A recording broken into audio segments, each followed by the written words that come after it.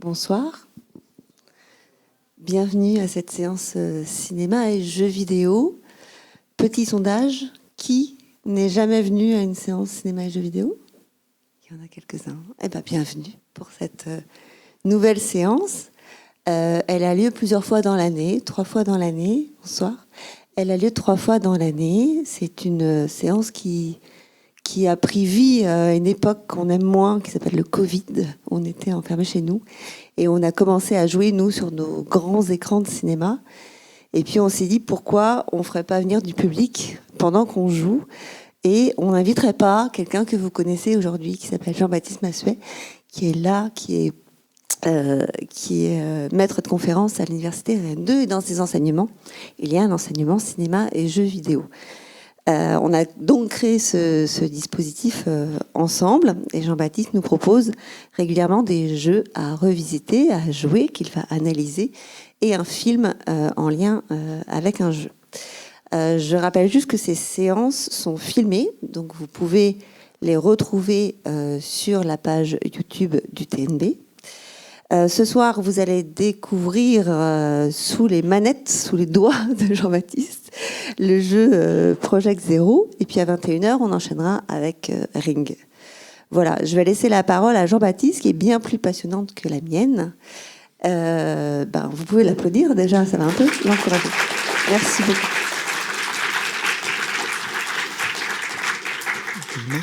Merci Stéphanie.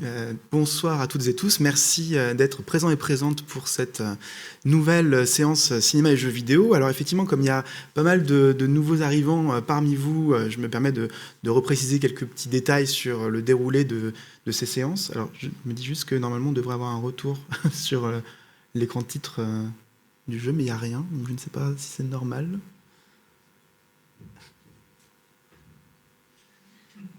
Bon, le temps peut-être que les choses se règlent. Simplement rappeler quelques petits détails effectivement sur la façon dont ça va se dérouler. Alors c'est une séance de gameplay commentée, donc on n'est pas dans un registre qu'on peut trouver habituellement sur YouTube de walkthrough, de let's play, où les joueurs et les joueuses sont extrêmement doués, vont avancer dans le jeu de manière incroyable avec une logique presque de speedrun, etc. Là, il n'y a rien de tout ça. Évidemment, on va être dans un dispositif totalement différent, où le principe va plutôt être de réfléchir aux images auxquelles on va jouer, dans une perspective assez cinématographique, on va le voir, où je vais essayer de proposer une analyse presque filmique de ces images ludiques et de voir ce qui se produit quand on place des concepts issus du cinéma donc sur des images de jeux vidéo. Parce qu'en fait, les images de jeux vidéo, elles se jouent, mais elles se regardent en même temps. Donc il y a forcément des liens à tisser entre les deux, d'autant plus qu'il y a cette idée reçue qui consiste à dire que le jeu vidéo serait un lointain héritier du cinéma, même si on sait que le jeu vidéo a ses propres modalités expressives. Donc c'est un petit peu ça qu'on va explorer ici, donc avec une manière de jouer un peu particulière, c'est-à-dire qu'on va naviguer dans le jeu, mais je ne serai pas sans faire des pauses, m'arrêter au milieu d'un passage, revenir en arrière, parfois je vais plus parler que jouer, enfin voilà, il faut effectivement s'attendre un petit peu à ça, et ne pas espérer une démonstration technique que je serais bien incapable de faire. Alors, ce soir, est-ce qu'il faut que je fasse quelque chose de mon côté, peut-être ? Non ? Ok, bon, je présente rapidement, de toute façon, avant qu'on ait une image, parce que je présentais un tout petit peu le jeu de ce soir. Alors, on va aborder un genre qu'on n'a pas encore vraiment eu l'occasion de découvrir ensemble au travers de ces séances cinéma et jeux vidéo, à savoir l'épouvante, mais plus particulièrement l'épouvante japonaise, c'est-à-dire la J-horror. Alors, on a pu jouer ensemble à des jeux horrifiques produits au Japon, on a joué à Resident Evil, on a joué à Silent Hill 2, mais c'était quand même des jeux qui étaient très empreints d'un imaginaire occidental dans leur approche de l'horreur et de l'épouvante, assez loin de celle qu'on rattache en fait à la culture japonaise, liée notamment, même si pas uniquement, à la figure du yurei, le fantôme japonais, en tout cas issu de croyances populaires japonaises, lequel peut prendre le rôle de l'onryo, cet esprit vengeur qui est venu réparer des torts vécus de son vivant. Alors ici, on pense en particulier au film que vous allez pouvoir découvrir en deuxième partie de soirée, le Ring d'Hideo Nakata, dont le jeu Project Zero est très clairement une relecture d'un certain point de vue. Et en l'occurrence, hein, ce genre va émerger, entre guillemets, même s'il a une longue histoire au départ, mais il va vraiment se révéler au tournant des années 2000, le moment où le jeu sort, justement, avec le cinéma de plusieurs cinéastes que maintenant on connaît bien, comme Takashi Shimizu, ou Kiyoshi Kurosawa, hein, où on peut penser aussi à Takashi Miike, mais qui ont tous exercé, à un moment ou un autre, leur talent de cinéaste dans le cadre de l'épouvante japonaise. Alors, le jeu que je vous propose de redécouvrir donc ce soir est l'un de ces petits classiques oubliés, dont il est toujours intéressant de rappeler l'existence. Il s'agit donc de Project Zero, qui est développé par le studio Tecmo en 2001, qui est sorti sur PlayStation 2 à l'époque. Alors bien sûr, le jeu n'a pas l'aura de ceux que j'ai évoqués tout à l'heure, hein, donc Silent Hill 2 et Resident Evil. Il faut dire hein, que comment ces jeux-là ont eu un tel succès hein, que ça a un tout petit peu éclipsé justement la proposition de Project Zero.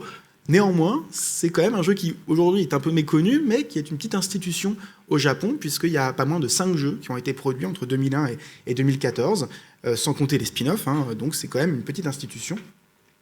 Et ça s'explique parce que le jeu repose sur un postulat de base on ne peut plus efficace, puisque l'idée est de nous confronter à des histoires de fantômes avec pour seul moyen de se défendre un appareil photo qui permet de capturer les 10 fantômes.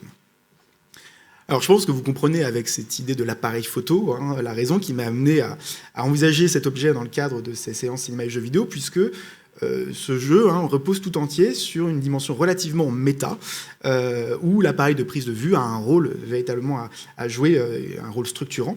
Alors il ne s'agit pas d'une caméra à proprement parler, mais cette présence hein, de l'appareil photographique a la particularité d'ouvrir le jeu à un imaginaire que je pourrais qualifier de cinémato-centré, comme vous allez pouvoir le constater. Alors, aussi bien dans le traitement de l'image, on va le voir, avec un traitement qui rappelle, ou qui imite, qui émule ce qui se passe avec de la pellicule argentique, on va y revenir, mais aussi dans le traitement du cadre et du montage, qui est un autre aspect qui va nous intéresser. Alors c'est d'ailleurs assez étonnant de rappeler qu'au départ, au moment du projet de Tecmo, Project Zero ne reposait pas sur l'appareil photo. C'était la lumière qui éloignait les fantômes, et l'appareil photo est arrivé un peu tardivement dans le projet, justement parce que les développeurs regardaient plein de films de fantômes japonais produits à la fin des années 90, début 2000, et c'est là qu'ils se sont dit, tiens, l'appareil photo, ça pourrait être un artefact assez intéressant à utiliser. Donc c'est vraiment l'inspiration cinématographique qui va amener donc à ce gimmick qui est au cœur de tous les jeux Project Zero. Alors, vous verrez hein, d'ailleurs que ces films, ces sources d'inspiration ont eu un fort impact hein, sur la mise en scène du jeu et notamment sa gestion des éléments horrifiques et en particulier des jumpscares, puisqu'il y en a, je préfère prévenir, mais comme je vais un peu parler en même temps, je pense qu'ils vont perdre de leur efficacité, même si, c'est ça que je trouve assez génial, c'est que c'est un jeu qui, vous allez voir, est assez daté plastiquement, hein, vraiment, il fait vraiment, on voit vraiment que c'est un jeu ancien. Malgré tout, il conserve une forme d'efficacité, notamment liée à sa mise en scène et en particulier au traitement de ces jumpscares, qui, vous allez le voir, sont pas seulement réservés aux cinématiques, mais, ce que je trouve assez brillant, intégrés véritablement au gameplay. Donc ce qu'on va faire ensuite, en fait, avant de lancer la partie, hein, concrètement, c'est ce que je fais un peu d'habitude, je pars de l'écran titre, en fait, pour voir un petit peu déjà ce qu'il y a à en dire, parce qu'en fait, l'écran titre est assez souvent un projet de lecture, en fait, ou un guide pour le joueur. Il crée une ambiance et il nous installe, en fait, dans ce que le jeu va produire par la suite. Ici, ce qui est assez intéressant, c'est que a priori, à première vue, vous allez le voir, l'écran titre ne donne pas l'impression qu'on va rentrer dans un jeu horrifique terrifiant. Il repose sur un autre postulat graphique qui n'est pas inintéressant parce qu'il fait aussi écho à un des aspects que le jeu va développer dans certains aspects de son gameplay. Donc ça, c'est quelque chose qu'on va voir un petit peu après. Donc on a, vous voyez, hein, cette image un peu particulière, puisque ce qui nous saute aux yeux, ce sont ces espèces de volutes rouges et violettes hein, qui suggèrent une forme de spiritualité ou de dimension magique, tout en convoquant, et c'est là que c'est un peu surprenant pour moi, une dimension un peu arcade. On est quand même sur un jeu japonais, et vous allez le voir, il y a des choses dans ce jeu qui font très jeu japonais pour le coup. Et cette dimension arcade, je trouve qu'elle est vraiment représentée au travers de ces couleurs un peu fluo, un peu qui ressortent comme ça, mais qui contraste très fortement avec ce qu'il y a à l'arrière-plan. Et à l'arrière-plan, on voit, là pour le coup c'est une annonce hein, de ce qui va advenir par la suite, ces pellicules photographiques, argentiques, qu'on voit à l'arrière-plan, et qui sont noués par des petites cordelettes qui pourraient donner l'impression que que la pellicule est emprisonnée, qu'elle est littéralement privée de mouvement. Mais en fait, c'est plus que ça, et on va le découvrir dans le cadre du jeu. Il y a toute une question narrative autour de la strangulation, et évidemment, ces cordes qui se serrent comme ça donnent l'impression d'étrangler véritablement l'image, la pellicule photographique. Et puis la dimension monochromatique également de l'arrière-plan vient aussi appuyer la nature d'archive de cette pellicule, que l'ouverture, vous allez le voir, va tout de suite confirmer. Alors je lance en prévenant, parce que là je vois que ça se reproduit un tout petit peu. Tout à l'heure, il y avait des petites sautes d'images. Bon, j'espère que ça ne va pas être trop dérangeant, c'est moins que tout à l'heure, mais comme j'en ai vu une ou deux, là je me dis peut-être qu'il y aura ça. Donc techniquement, peut-être qu'il y aura des petites sautes par moment. Voilà, alors je lance la partie qui va commencer donc par une cinématique sur laquelle je ne parlerai pas, pour ensuite la commenter et l'analyser avant de prendre vraiment la main sur le jeu.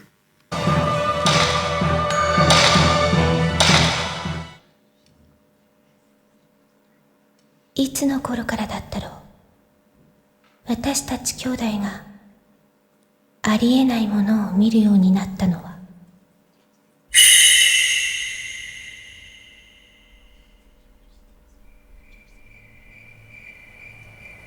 兄はとても優しい人でした。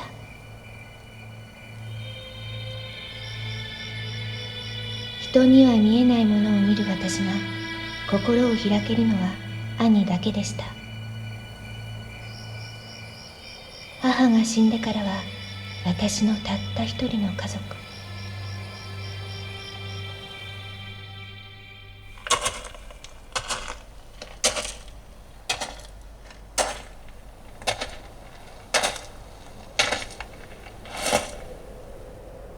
これが氷室亭。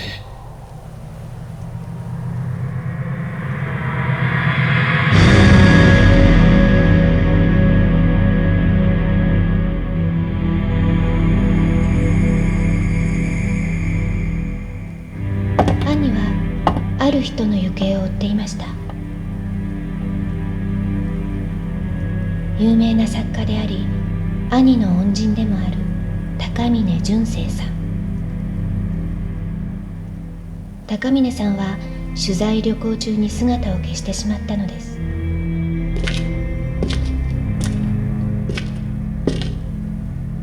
兄から高峰さんの足取りがつかめたという連絡があった時、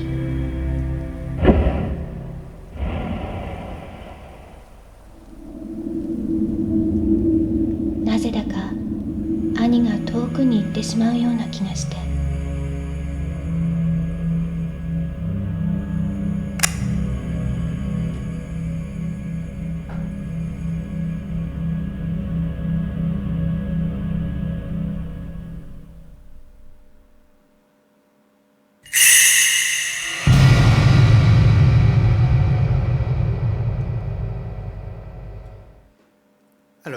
この地方に伝わる禁じられた儀式。高峰先生はそれを調べていたようだ。先生たちがここにいるのだろうか。Donc vous avez vu cette cinématique d'ouverture assez caractéristique, qui commence d'une manière assez particulière parce que on pourrait penser que la première image que l'on voit dans cette cinématique, c'est la lune qu'on observe au travers des arbres. Mais en réalité, il me semble qu'on voit quelque chose avant cette lune, en fait, qui n'est, à mon avis, pas la première image que l'on voit du jeu. La première image qu'on voit, c'est un écran noir avec des petites stries de pellicule abîmée, en fait, des rayures qui commencent à apparaître et qui nous laissent entendre que la première chose qui va venir nous frapper l'esprit, c'est l'esthétique argentique, on va dire, ou qui renvoie au cinéma argentique, en pellicule, donc, de cette séquence d'ouverture. Et le truc qui est assez intéressant, c'est qu'on n'en a pas forcément conscience de ça, on s'en aperçoit par la suite quand les premières images apparaissent, mais en fait, avant même qu'une image figurative nous saute aux yeux, on a déjà en fait cet imaginaire photographique et pelliculaire qui commence à apparaître. Donc c'est une sorte de note d'intention qui est tout de suite donnée, c'est-à-dire que le jeu n'a pas encore commencé, qu'on sent ce rapport au support argentique, on sent que ça va avoir une importance, puisque ces aspérités que l'on voit à l'écran sont une trace du temps qui s'est écoulé, de l'usage donc de la pellicule, ce qui fait que bien sûr dans un jeu vidéo ça n'a pas lieu d'être. Concrètement il n'y a pas de raison qu'il y ait des rayures comme ça sur l'image, parce que tout cela est modélisé, réinventé graphiquement par la technique. Autrement dit, il s'agit ici de convoquer un imaginaire, qui est celui du film 8 ou 16 mm, très granuleux, comme on l'a vu. Ce qui a ici une conséquence assez étonnante, c'est qu'on pourrait se dire qu'en salissant l'image, comme ça, on va perdre en qualité et donc en cinématographicité. Et en fait, c'est l'inverse qui se passe. Plus on salit l'image, plus on a l'impression finalement que ce que l'on voit est cinématographique. Il y a un rappel comme ça du cinéma au travers de cette salissure de l'image, ce vieillissement de l'image. Alors ça renforce bien sûr le traitement très cinématographique qu'on a vu, qui repose sur un découpage assez évident, avec des variations d'échelle de plan, qui retranscrivent donc le point de vue du personnage qu'on va découvrir. D'abord, il est perdu dans la forêt, on a un montage très rapide qui restitue le fait que justement il ne sait pas trop où il se trouve, avec beaucoup de plans rapprochés, des fondus enchaînés, qui vont donner l'impression que tout se confond, comme si on n'avait plus vraiment de point de repère, exactement comme le personnage, avant qu'il se reconnecte au réel en arrivant au manoir, avec, vous l'avez entendu, le son de ces bruits de pas qui arrivent à ce moment-là, comme s'il s'ancrait véritablement dans le lieu. Et d'ailleurs, les plans qui suivent montrent cette inscription corporelle. On a le gros plan sur la main, sur la rambarde, le pied qui marche sur le petit pont, etc. Donc on voit bien cette volonté de s'inscrire dans cet espace, de se connecter à lui, et donc de sortir de cette espèce de flou qui est celui de la forêt, où le personnage ne sait pas exactement où il se dirige. Puis ensuite, on a plusieurs plans d'ensemble qui évoquent plutôt la submersion du personnage vis-à-vis du lieu qui s'annonce gigantesque, évidemment. Et vous avez vu cette entrée dans le manoir qui se fait par un travelling avant, qui accompagne le personnage vu de dos, dans une configuration assez proche de certains jeux vidéo, où on va adopter comme ça un point de vue externe et en vue de dos sur le personnage, comme pour effectivement l'incarner à la manière de plusieurs jeux qui prendront vie par la suite. Par contre, ensuite, une fois que ça a eu lieu, vous avez vu que la caméra se fige. Une fois qu'on est rentré dans ce manoir, on a des plans fixes qui annoncent en fait le dispositif du jeu, le dispositif ludique. C'est qu'on va avoir affaire dans ce jeu à des plans, pas toujours fixes, mais la plupart du temps fixes en tout cas, prédéterminés. C'est-à-dire que la caméra ne va pas nous accompagner en plan séquence tout au long du récit. Il va y avoir un découpage et les plans vont changer en fonction de notre déplacement, ce qu'on va voir dans un instant. Alors il y a aussi la présence, vous l'avez vu dans l'ouverture, de cet appareil photo qu'on voit en gros plan, qui vient immédiatement résonner avec l'imagerie particulière à laquelle le joueur a donc affaire. Et il faut bien sûr se remettre dans le contexte de l'époque ici, c'est qu'il n'était pas évident d'opter pour un tel parti pris graphique, qui est la détérioration de l'image, qui aurait au fait d'agacer les usagers qui sont habitués au graphisme plutôt de bonne qualité et qui pourraient se dire là franchement on est en train de salir mon image et ça empêche vraiment de voir ce qui se passe, etc. Donc en fait, en faisant apparaître l'appareil photo au début du jeu, il s'agit d'expliquer pourquoi l'image est comme ça. En fait, c'est encore une fois une forme de note d'intention visuelle avec une résonance textuelle qui se produit et qui va justifier du même coup cette qualité de l'image et surtout cette présence de l'appareil vient accentuer l'une des affirmations de la voix off qu'on a bien entendu, qui nous dit que elle et son frère voient des choses que les autres ne voient pas. On a un peu cette impression que la caméra argentique pourrait révéler des choses du réel que notre œil n'est pas capable de percevoir. Et donc dès le début, en nous montrant des images traduites comme ça par un effet de pellicule argentique, on a l'impression que nous aussi allons pouvoir voir des choses que ces deux personnages voient, au travers justement de ce filtre de la réalité que constitue l'appareil photo. Donc cet effet 8 mm, pour moi, c'est pas du tout une coquetterie stylistique. On pourrait le penser, pour moi, c'est pas du tout le cas. Il s'agit vraiment d'interroger le point de vue de ces personnages et penser que même notre point de vue à nous est peut-être celui d'une caméra magique, comme si on voyait au travers d'une caméra, et vous allez constater que la mise en scène faite de plans fixes, justement, accentue elle aussi cette idée, cette impression que on regarde au travers d'une caméra, voire d'une caméra de surveillance, plusieurs moments dans la mise en scène qui évoquent cela. Ça permet effectivement comme l'a dit le personnage, de voir des choses que les autres ne peuvent pas voir dans une perspective médiumnique. C'est comme si finalement le joueur devenait quelque part un médium, comme ces personnages, et on comprend que l'artefact de l'appareil photo va nous permettre justement de voir ces choses que les deux personnages voient, même si en fait il y a un truc un peu particulier dans le jeu, c'est qu'on ne sait pas s'ils le voient vraiment ou s'ils voient ça au travers de l'appareil photo. C'est ce qu'on va revenir. Et vous voyez qu'effectivement, si je laisse la caméra, le jeu tourner, il se passe ça, qui confirme un petit peu ce que je viens d'expliquer sur l'idée qu'on a l'impression de voir au travers d'une caméra, c'est qu'on a ces traces de mains ensanglantées qui viennent s'abattre comme ça sur l'écran, comme si des fantômes dans le jeu s'adressaient à nous, joueurs, en venant coller leurs mains à notre écran pour nous dire « Hé, il faut commencer à jouer ». Donc c'est comme si les fantômes s'adressaient à nous-mêmes, comme si on avait une présence diégétique quasiment au sein du récit, même si ici, une dimension un peu méta, évidemment, dans mon interprétation. Nous voici donc face à cette première composition, ce que j'appelle une composition de mise en jeu, c'est-à-dire un moment où on n'a pas encore la main sur, on vient d'avoir la main, mais on n'a pas encore décidé du cadre, etc. Donc c'est une composition qui est une décision de la part des développeurs et qui permet déjà d'élaborer des hypothèses d'analyse. Ce que je trouve très intéressant dans ce plan inaugural, c'est le fait, par exemple, qu'on nous débarque dans ce manoir sans que l'on puisse voir la porte d'entrée qui est laissée dans le hors-champ. Vous voyez, elle est normalement derrière nous, là. Donc on ne voit pas la porte d'entrée, ce qui nous laisse entendre déjà qu'on est prisonnier du lieu, qu'on ne pourra pas s'en échapper, comme si on avait scellé notre destin et que l'échappatoire était laissé donc dans le champ aveugle du personnage.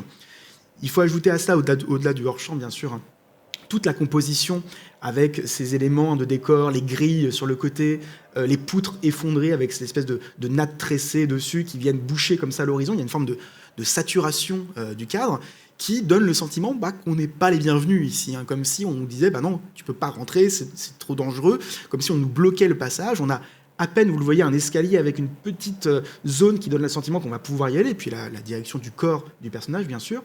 Et puis on voit un élément qui brille à l'arrière-plan, qui nous laisse entendre que c'est bien dans cette direction qu'il faut aller. Et ce que j'aime bien ici, c'est un premier parti pris du jeu, c'est que quand je vais me déplacer, la caméra, c'est pas moi qui la bouge, c'est le jeu qui bouge pour moi. Donc moi, je déplace juste mon personnage, vous voyez, et là, c'est la caméra qui bouge toute seule et qui accompagne son mouvement. Et vous voyez qu'ici, entre ce moment où la zone paraît obstruée et ce moment où j'avance, la zone paraît se désobstruer, si je puis dire, en tout cas se révéler, comme si on nous disait que notre personnage voulait essayer de braver justement cet interdit, de percer le secret de ce manoir. On comprend qu'il repose sur un secret, la voix off nous l'a un peu explicité. Mais le truc, c'est qu'on voit aussi que plus j'avance pour me diriger donc vers cette profondeur de champ, plus le personnage se retrouve, vous le voyez, prisonnier d'un surcadrage. Dans mon avancement, on voit bien ici que le décor se met à entourer le personnage, comme si, en essayant de rentrer dans le manoir, il s'emprisonnait de plus en plus, comme s'il se condamnait à ne désormais vraiment plus pouvoir en sortir. C'est d'ailleurs assez intéressant de se dire, oui, mais si j'ai envie de sortir, si je veux voir ce qu'il y a derrière moi, qu'est-ce qui se passe ? Concrètement, si on se retourne et qu'on déclenche le plan suivant, qui se déclenche automatiquement, on a cette porte d'entrée qui est fermée, et on nous dit très clairement que non, il ne faut pas sortir. On cherche Monsieur Takamine, donc le but du jeu n'est pas de ressortir de ce manoir, même si on voudrait bien, concrètement, mais là, on ne peut pas. Et ce qui est assez amusant, c'est que le jeu n'arrête pas de nous faire comprendre cet emprisonnement du personnage. D'ailleurs, même si je me déplace, cette fois-ci plutôt de ce côté-là, des grilles, regardez ce qui se passe. D'un seul coup, la caméra vient se positionner de l'autre côté de la grille, comme pour montrer que le personnage est emprisonné, et emprisonné face à cette masse informe que l'on voit au sol, et qui, si on la décrit, quand j'appuie sur un bouton, le personnage décrit ce qu'il y a autour de lui, et si on la décrit, il nous dit qu'il y a une forme imposante au-dessus de la carvoie, on dirait quelqu'un recouvert d'un voile. Bon, oui, ça pourrait être les poubelles aussi bien. On voit ici qu'il y a un imaginaire morbide qui tout de suite travaille l'inconscient du joueur et qui nous fait comprendre que le personnage est peut-être un petit peu aussi obsédé par la question de la mort, il a un personnage un peu morbide, etc. Dont on comprend que le personnage est soumis à sa vision des fantômes constante. Et c'est d'ailleurs ce qui va apparaître dans cette première utilisation potentielle de cet outil qui nous est donné, à savoir cet appareil photo. Parce que vous avez vu que ce qui s'est passé quand je me suis approché de la grille, il y a une petite icône en bas de l'écran qui s'est allumée, en bas à droite. Ça, c'est l'icône en fait de notre appareil photo. Et quand le joueur voit ça, il voit un élément qui s'allume, il se dit forcément, il y a un truc à faire. Donc là, on ne nous dit pas quoi, mais on touche un peu les boutons, et un peu par hasard, on va tomber là-dessus. Et donc, c'est notre appareil photo. Quand on appuie sur la touche rond, effectivement, la touche de droite de notre manette, on se retrouve donc face à cette vue, qui, vous le voyez, est totalement différente de celle qu'on vient de voir, parce que là, pour le coup, j'ai une vision totalement libre, qui n'est plus déterminée ou dictée par les cadrages décidés par les développeurs. Et je peux, si je veux, d'ailleurs je vais pas essayer de le faire parce que c'est pas maniable du tout, mais je pourrais décider de faire le jeu intégralement comme ça, en vue subjective. Ça doit exister des joueurs sur Internet qui l'ont fait. Je dis que c'est compliqué parce que en fait les commandes sont inversées quand on prend l'appareil photo. C'est-à-dire qu'on se déplace avec le joystick droit et on tourne la tête avec le joystick gauche, qui est absolument pas naturel. Donc des fois, vous allez me voir galérer, je vous le dis tout de suite, parce que c'est vraiment pas très pratique. Mais ça montre aussi qu'on se déplace d'un plan, qui est le plan du déplacement, le plan géographique, vers un plan de la vision, un plan de l'observation. Et en montrant que finalement, on n'est pas là pour se déplacer avec l'appareil. Ça marche pas bien, en fait, c'est pas fait pour. Par contre, on est fait pour observer, et là, pour le coup, on va pouvoir voir des choses, puisque vous voyez qu'il y a un petit liseré bleu qui apparaît quand je pointe mon appareil quelque part. Donc, je vais essayer de prendre une photo. et on révèle quelque chose. Ici, un fantôme d'enfant qui était caché. Alors, tout de suite, je trouve qu'il y a quelque chose de très intéressant dans cette dualité de gameplay entre ces passages assez classiques, qui sont très hérités des jeux type Resident Evil, avec ce découpage de l'espace, et ces passages donc en vue subjective. Parce que, pour le coup, on a le sentiment que, dans ces moments de gameplay un peu traditionnels, on est soumis à ce que les développeurs veulent bien nous montrer. Donc, le manoir, finalement, recèle des secrets, qui sont volontairement des endroits de hors-champ, qu'on va aller explorer progressivement. Tandis que quand on prend notre appareil, on décide du cadre, et donc on décide de lever le voile, justement, sur des zones que les plans décidés par les développeurs ne nous permettaient pas de voir auparavant. Ici, par exemple, cette zone, elle est complètement invisible avec le découpage des développeurs. Il n'y a qu'avec l'appareil photo que je peux la dévoiler.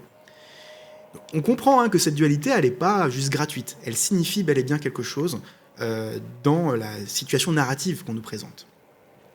Alors si je décide d'avancer un petit peu, on voit qu'on va avoir à nouveau un découpage, un plan qui va nous révéler ce trou en plein milieu du plancher. Et si je décide d'observer ce trou, là encore, changement de cadre, et on nous dit il y a un trou dans le sol trop sombre pour y voir au travers. Quelque chose est tombé du plafond, point d'interrogation. Ce que j'aime bien ici, c'est que cette interrogation s'articule en fait au cadrage, avec cette contre-plongée qui vient nous suggérer le fait que le truc qui a cassé le plancher est peut-être tombé du plafond, mais simultanément qui vient aussi créer un effet d'oppression, puisque par la contre-plongée, on va montrer le personnage donc, qui est recouvert de ce plafond qui est au-dessus de lui, qui bouche l'horizon et qui donne le sentiment, encore une fois, d'un personnage prisonnier du lieu. Alors si je continue à évoluer un petit peu dans l'espace, on va voir effectivement, encore une fois, ce principe de découpage, ici un raccord dans l'axe qui vient resserrer les choses, cette espèce de masque mystique que l'on voit ici, et puis évidemment sur cet élément qui brille au sol, qu'on va aller récupérer, et qui est une boîte de film. Un film de type 14 qu'on va pouvoir utiliser avec notre appareil. Donc tout de suite, avec les artefacts ou les items qu'on nous demande de récupérer, on nous fait bien sûr comprendre que l'appareil photo va avoir un rôle important à jouer. Et là, on nous apprend, comme dans un tutoriel classique, à utiliser notre appareil photo. Ce que j'ai fait un peu instinctivement tout à l'heure, mais c'est ici qu'on comprend effectivement comment ça marche. Continuons à évoluer un petit peu. Si je reviens au niveau du trou, vous allez voir qu'il y a un truc qui est assez amusant, c'est que là encore, la caméra va se déplacer en même temps que moi, et surtout, il va y avoir à nouveau un raccord qui vient cette fois-ci, vous voyez, faire passer le trou dans le plancher complètement hors champ. Ce qui donne presque le sentiment que le personnage, finalement, il se désintéresse du trou. En fait, il est passé à autre chose, et finalement, il l'exclut de sa représentation. Et d'ailleurs, on voit bien que si je regardais la même chose avec ma vue subjective, ça ne produirait pas du tout la même chose, parce que je serais libre de mon point de vue. Donc je me dirais, il y a un trou, très bien, je vais continuer. Ouais, mais ce trou, quand même, il m'intrigue. Je vais rester dessus. Et c'est pas du tout la même chose que là où je vois le trou, très bien, et les développeurs décident de dire, il y a un raccord, parce qu'on fait passer une idée. Et l'idée qu'on fait passer, c'est que le personnage donc, passe à un autre enjeu, autre chose qui l'intéresse.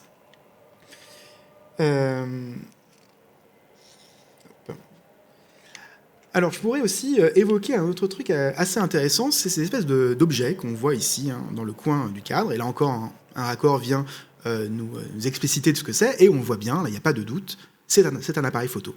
C'est encore un appareil photo argentique, qui n'est pas le même que le nôtre, évidemment. Et si on commente, on voit que c'est un appareil qui permet de prendre une photo. Alors on se dit, c'est bizarre, prendre une photo, qu'est-ce que ça veut dire ? C'est une sauvegarde. C'est la manière donc de sauvegarder notre progression. Donc on va le faire ici. Et cette sauvegarde donc permet tout simplement de revenir là si jamais on meurt, comme dans n'importe quel jeu classique. Ce que je trouve intéressant ici, c'est d'avoir articulé cette idée de sauvegarde à la photographie, à un appareil photographique. Parce qu'en fait, on a vraiment le sentiment ici que la photographie est présentée comme une trace du passé. La sauvegarde, c'est pas autre chose qu'une trace du passé sur lequel on va revenir. Et la photographie, elle aussi, est une trace du passé qui vient graver dans l'ambre de la pellicule ce moment disparu, qu'on pourra par la suite retrouver intact. Et je me demande, en fait, si la sauvegarde dans un jeu vidéo, c'est pas, en effet, une photographie d'un moment donné sur lequel on va pouvoir revenir par la suite, à volonté, en fait, et une sorte de photographie donc, de notre progression ludique. Et du même coup, si on va dans cette voie-là, allons jusqu'au bout. Est-ce que ça ne veut pas aussi dire que nous ne sommes pas, à chaque fois que nous mourons et renaissons dans un jeu, notre propre fantôme, qui serait, vous le voyez, capturé, saisi à même cette photographie, comme le petit garçon caché qu'on a vu au début. Je pose la question, simplement, et je la laisse un petit peu à votre appréciation. On va continuer notre cheminement et donc passer dans la pièce d'à côté. Ici, on va découvrir un nouveau couloir avec un effet de surcadrage tout de suite, dès qu'on arrive, avec ce cadre dans le cadre qui est constitué par les cordes que l'on voit au premier plan. Je vous avais parlé de cordes tout à l'heure, elles vont avoir une vraie importance dans le récit. Et ces cordes vont là encore créer un effet d'emprisonnement sur le personnage, d'autant plus inquiétant que si on regarde un petit peu les murs, on voit qu'il y a des empreintes de mains sinistres, des empreintes rouges ensanglantées. Bon, tout ça n'inspire pas une grande confiance, on le voit. Donc on va plutôt se dire, on va aller de l'autre côté, mais là on a bien sûr un hors-champ, très clairement affiché comme un hors-champ directionnel, c'est-à-dire un hors-champ qui nous donne une direction à suivre et qui nous indique effectivement la voie empruntée, mais encore une fois teintée de tout cet imaginaire horrifique que ces quelques éléments de mise en scène ont laissé à notre appréciation.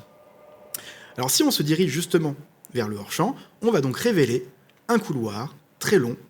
Et là, vous avez vu que la configuration du plan change. On se retrouve avec une caméra qui se situe dans le dos du personnage, et on va l'accompagner dans une logique assez classique de gameplay. Mais pour le coup, c'est pas uniquement pour créer un effet de gameplay qu'on pouvait trouver dans des jeux comme Tomb Raider, etc. C'est pas pour tomber dans une logique de jeu à la troisième personne classique. C'est en fait pour anticiper un élément de mise en scène intéressant.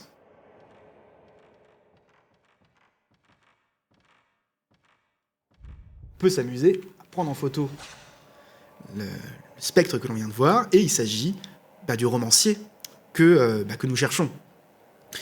Alors évidemment, ici vous avez vu une première occurrence de ce que je trouve assez génial dans ce jeu, c'est la façon dont la mise en scène va en fait être complètement imbriquée avec les moments de gameplay. C'est-à-dire que en général, la mise en scène dans un jeu vidéo, quand on parle de mise en scène au sens cinématographique, on le rattache aux cinématiques. Et on se dit, les cinématiques, elles empruntent vraiment à la grammaire vraiment du cinéma. Mais dans les moments de gameplay, le jeu va créer ses propres trésors expressifs avec l'interactivité, la composition d'images, etc. Ici, il y a vraiment cette volonté de croiser les deux médias, il me semble, en faisant en sorte de nous diriger dans une direction pour orienter notre regard et donc guider quelque part notre œil de façon à ce que l'élément de surgissement nous apparaisse et qu'on ne puisse pas le louper. Parce qu'encore une fois, mis à part si on fait ça, voilà, et qu'on regarde ce qu'il y a derrière nous et qu'on marche en arrière, ce qui est évidemment pas du tout instinctif, on va pas le louper, le fantôme. C'est pas possible de le louper. Parce que c'est la mise en scène qui est imposée à nous. C'est pas nous qui dirigeons la caméra. Moi, je peux toucher ce que je veux, je ne maîtrise pas la caméra. Alors ce couloir, ce très long couloir qu'on arpente, qui crée un plan assez long, d'ailleurs le plus long qu'on ait vu jusqu'à présent, se termine par un miroir, que je trouve aussi être une belle idée de level design, parce que ce miroir, vous voyez, notre reflet met assez longtemps à se refléter, et au début, quand on le voit, on pourrait presque penser que c'est un autre spectre qui vient à notre rencontre, ce qui est assez amusant, évidemment, quand on regarde le miroir et qu'on nous dit qu'il ne reflète que notre image, ce qui laisse à penser une forme d'équivalence entre le reflet du personnage et l'inscription d'un corps sur une épreuve photographique. C'est-à-dire qu'encore une fois, on pourrait se demander, dans un jeu, si on n'est pas que des images. C'est un peu ce que sous-entend le jeu, comme si on était des fantômes en devenir. Alors, ensuite, on va nous offrir une petite phase d'exploration, puisqu'on va découvrir une autre pièce qu'on va aller explorer. Jusqu'à présent, on était, vous l'avez vu, dans des endroits assez renfermés, avec assez peu de marge de manœuvre, et ici, vous voyez, on a une grande pièce ouverte, avec plein d'éléments de décor. Du coup, c'est une indication de gameplay, ça, c'est nous dire, ok, on se met dans une phase de recherche, une phase d'exploration, on va observer le décor environnant, avec tous ces fameux commentaires, toujours assez drôles qu'on trouve dans ce genre de jeu, assez décalés, mais qui produit évidemment une relation assez particulière à l'espace, puisque c'est un espace qu'on va scanner, observer. Voilà, un masque de lion, idée de personnage collectionneur, donc on personnifie, ou en tout cas on caractérise un petit peu le lieu dans lequel on circule. Et ce que j'aime beaucoup ici, c'est que cette démarche d'exploration, elle n'est pas du tout laissée au hasard.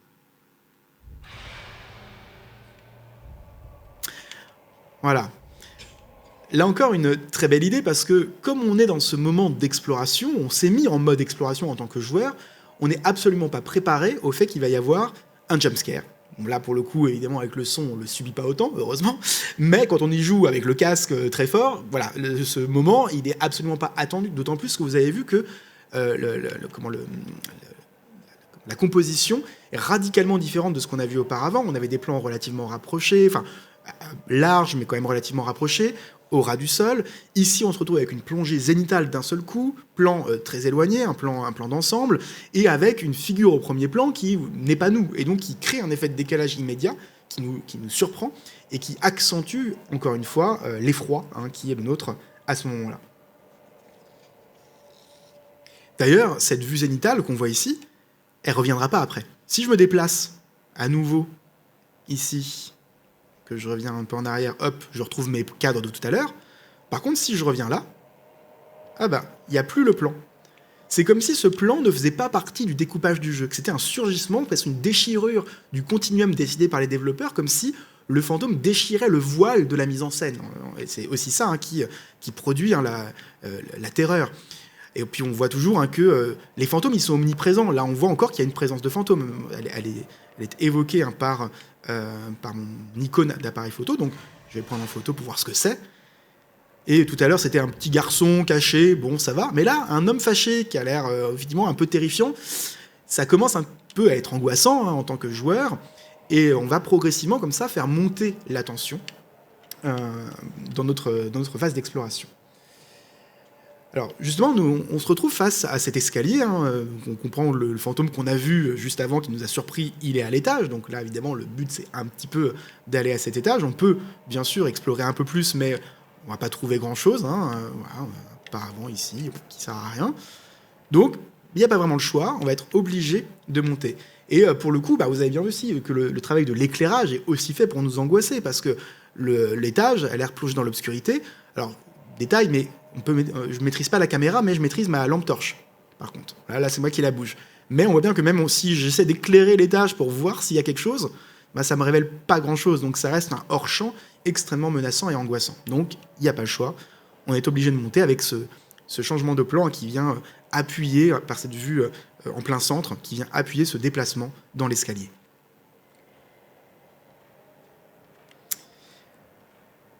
Et on va arriver ici à la deuxième grande cinématique du jeu, qui va permettre une articulation vers la deuxième phase qu'on va tout de suite commenter. このノートは先生の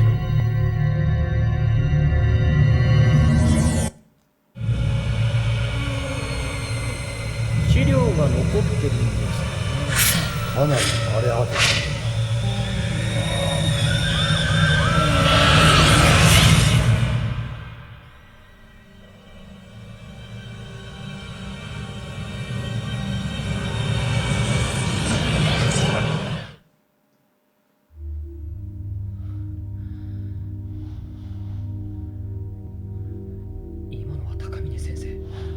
やはりここに来ていたのか。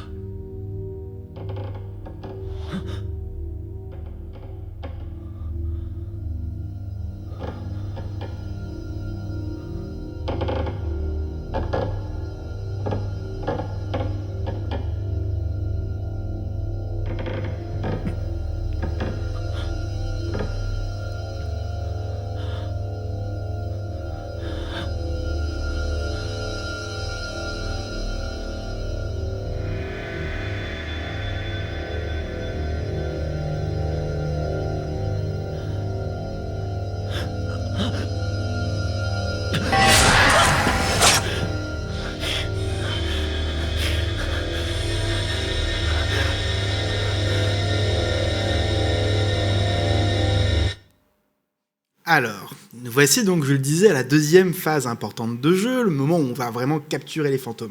Alors, avant d'en venir là, quand même, commentons brièvement ce qu'on vient de voir. On a remarqué combien les images du passé sont restituées par un imaginaire argentique, encore une fois, avec cette détérioration volontaire de l'image, qui témoigne notamment du fait que ce que nous voyons est un souvenir, mais aussi que ce souvenir est abîmé. déchirés, malades, etc. Et parcellaires également, hein, puisqu'on voit que c'est des bribes de souvenirs. Donc c'est comme si c'était des fragments que notre esprit reconstituait, peut-être à partir de ce calepin qui, via les pouvoirs médiumniques du personnage de Mafuyu, va le projeter dans ce souvenir qu'il semble voir concrètement. Hein. C'est comme s'il avait une vision, à proprement parler. Mais ce qui est intéressant, c'est que cette vision qui révèle quelque chose du passé, qui révèle une trace spectrale du lieu, est traduite donc par cet imaginaire de la pellicule 8 mm, la pellicule argentique.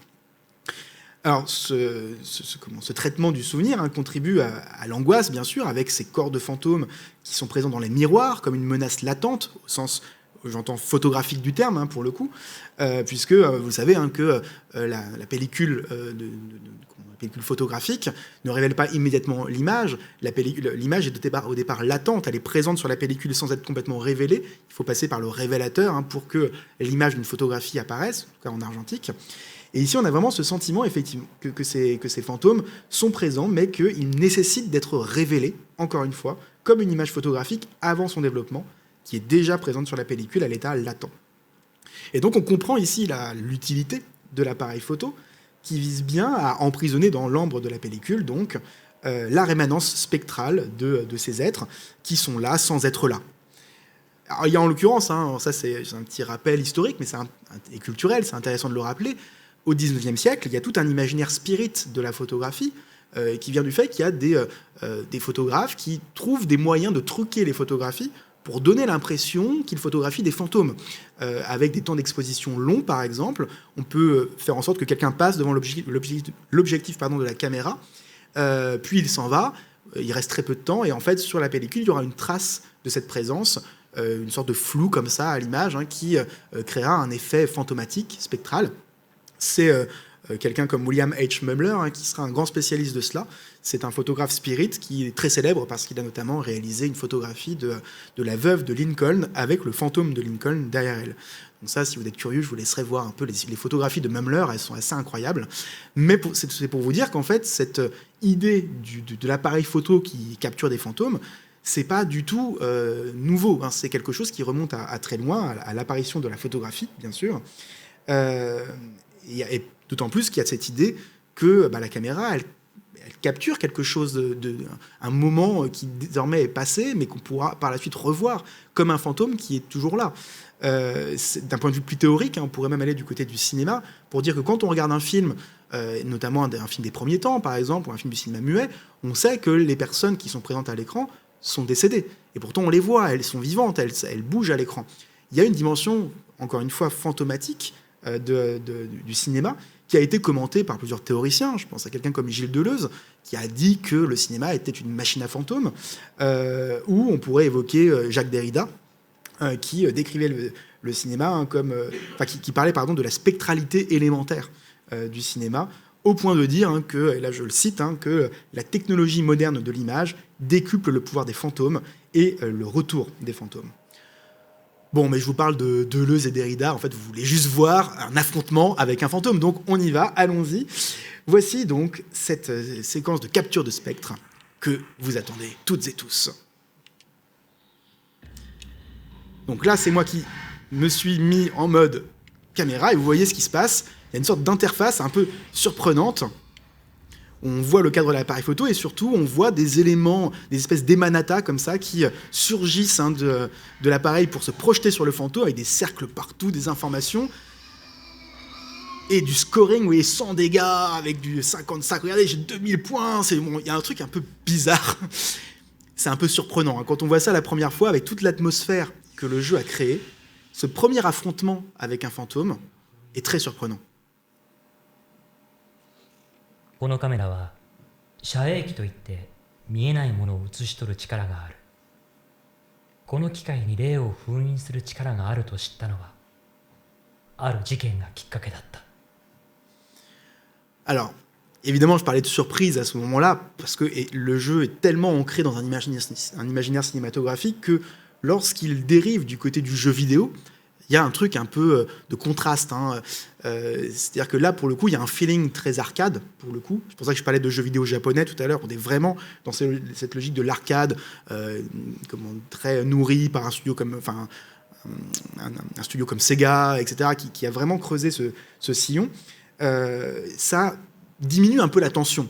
Heureusement d'ailleurs, parce que c'est quand même très tendu comme jeu, donc ces moments-là ont tendance à diminuer un petit peu cette tension horrifique, même s'il y a quand même cette idée assez brillante, que vous avez peut-être perçue dans ma façon de jouer, qui est de faire en sorte que, en fait, pour faire le maximum de dégâts sur les fantômes, il faut faire en sorte qu'ils s'approchent le plus possible de nous, de notre appareil.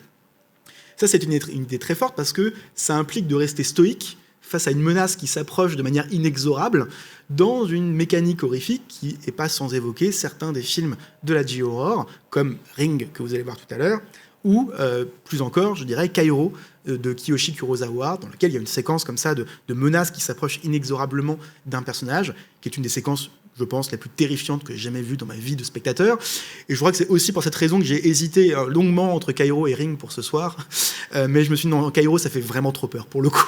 Donc je dis Ring, voilà, il fait peur, mais il est quand même... Kairo, c'est insoutenable. C'est vraiment... je vous conseille, si vous n'avez jamais vu Kairo, c'est vraiment un film absolument terrifiant, mais il faut savoir que c'est un film qui fait très très peur. Alors, ce qui est intéressant ici, c'est de voir combien cette idée de l'appareil photo comme arme qui permet de capturer ou d'aspirer les fantômes fait écho à encore une fois, une conception très 19e de la photographie. On pense notamment à quelqu'un comme Balzac, qui, à l'époque, estimait que chaque corps dans la nature, en fait, était composé de séries de spectres, de couches superposées à l'infini. En fait, le truc, c'est que selon Balzac, chaque fois qu'on prenait une photographie, on captait une de ces couches infinitésimales qui composaient le corps. Et ici, on a cette impression que quand on prend une photo de ces spectres, eh bien, en quelque sorte, on capture la dernière rémanence de ce corps, et que c'est pour cette raison qu'on les fait disparaître de la réalité. Alors de nouveau, on se retrouve face à cet espace constitué d'éléments de décor, des portes avec des cadenas qui nous empêchent de passer, des éléments qu'on peut observer parfois. Voilà, pas la présence de qui que ce soit derrière cette cloison glissante, mais on voit bien qu'on est un peu guidé dans la mise en scène par le level design, les éléments de décor, qui nous obligent à nous déplacer dans certaines directions.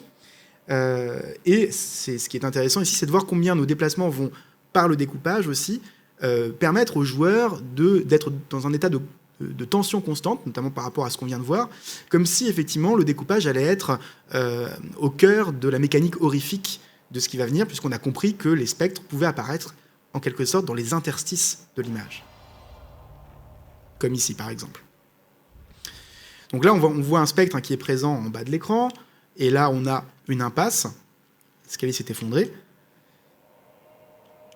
Par contre, ce qu'on a compris, c'est que comme on ne peut pas aller au-delà, eh bien, il va falloir redescendre, parce qu'en fait, le fantôme qu'on a vu, et qui nous est à nouveau suggéré par ce cadre qui, vous voyez n'était pas présent juste avant.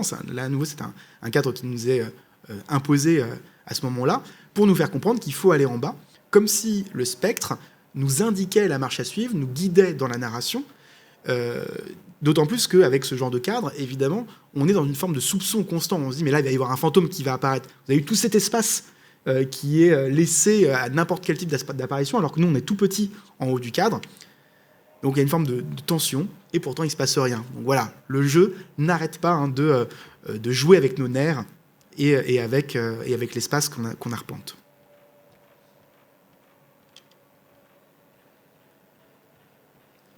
Alors je descends donc en quête de ce fantôme que l'on vient de voir. On va essayer de le retrouver. Donc on se retrouve dans la zone explorée précédemment. Et là, il va y avoir ce petit élément assez intéressant. Là, j'ai rien fait. Je me dirige vers la porte et on me dit que la porte d'entrée est ouverte, mais je jurerais qu'elle était fermée il y a un instant. Là encore, appréhension qui va être créée par cette petite ligne de réflexion du joueur qui nous fait comprendre que le fantôme est passé de l'autre côté et qu'il y a une menace qui n'est pas seulement spectrale, mais qui est physique, puisqu'on peut effectivement ici ouvrir des portes. Donc on comprend que quand on va franchir le seuil, sans doute quelque chose va se passer, ce que la mise en scène va à nouveau rapidement confirmer, puisqu'on se retrouve à nouveau dans le couloir très inquiétant du début.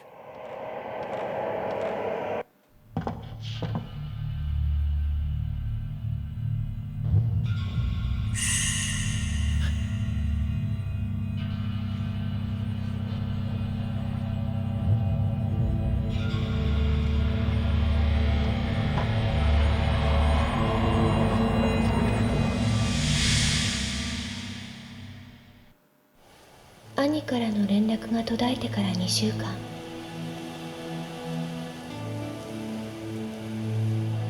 残されたメモを手がかりに私はここにたどり着きました。何かに呼ばれるようなそんな不思議な感覚を覚えながら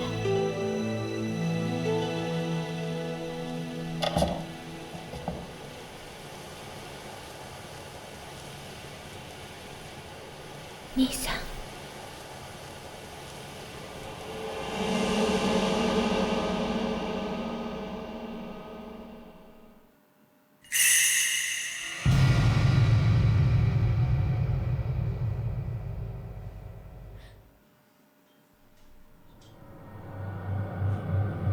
ここに兄さんが。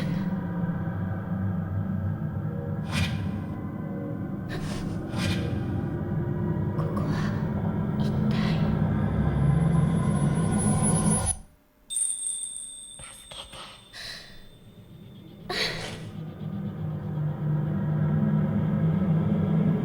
今確かに。Donc on se retrouve avec la même configuration visuelle que tout à l'heure, sauf que cette fois, on l'a compris, il y a eu une bascule narrative qui fait que nous n'incarnons plus Mafuyu, mais sa sœur, Miku, qu'on découvre là au travers de cette double cinématique, donc la fin de la cinématique de Mafuyu et la première donc de Miku, qu'on va désormais accompagner dans sa quête de vérité à propos de la disparition de son frère. Alors on a un raccord qui est peut-être pas forcément hyper visible avec l'étalonnage ici, mais on passe en fait du noir et blanc à la couleur, puisque tout le jeu par la suite sera en couleur. Cette première séquence seule était en noir et blanc, ce qui nous permet de rattacher ce à quoi nous venons de jouer au passé, parce que vous avez vu que ce moment où elle redécouvre le lieu, ces espaces qu'on avait déjà arpentés sont vus en couleur, et d'un seul coup on a ces petits raccords de noir et blanc qui font comprendre aux joueurs c'est le lieu dans lequel on était à un instant. On le reconnaît par la colorimétrie, en quelque sorte. Et d'un seul coup, pour raccorder à certaines de nos observations précédentes, on réalise qu'on jouait peut-être bel et bien dans cette première partie un fantôme. Parce que pour le coup, il est arrivé quelque chose au frère, visiblement, on ne sait pas trop quoi, mais ça n'a pas l'air d'être sympathique.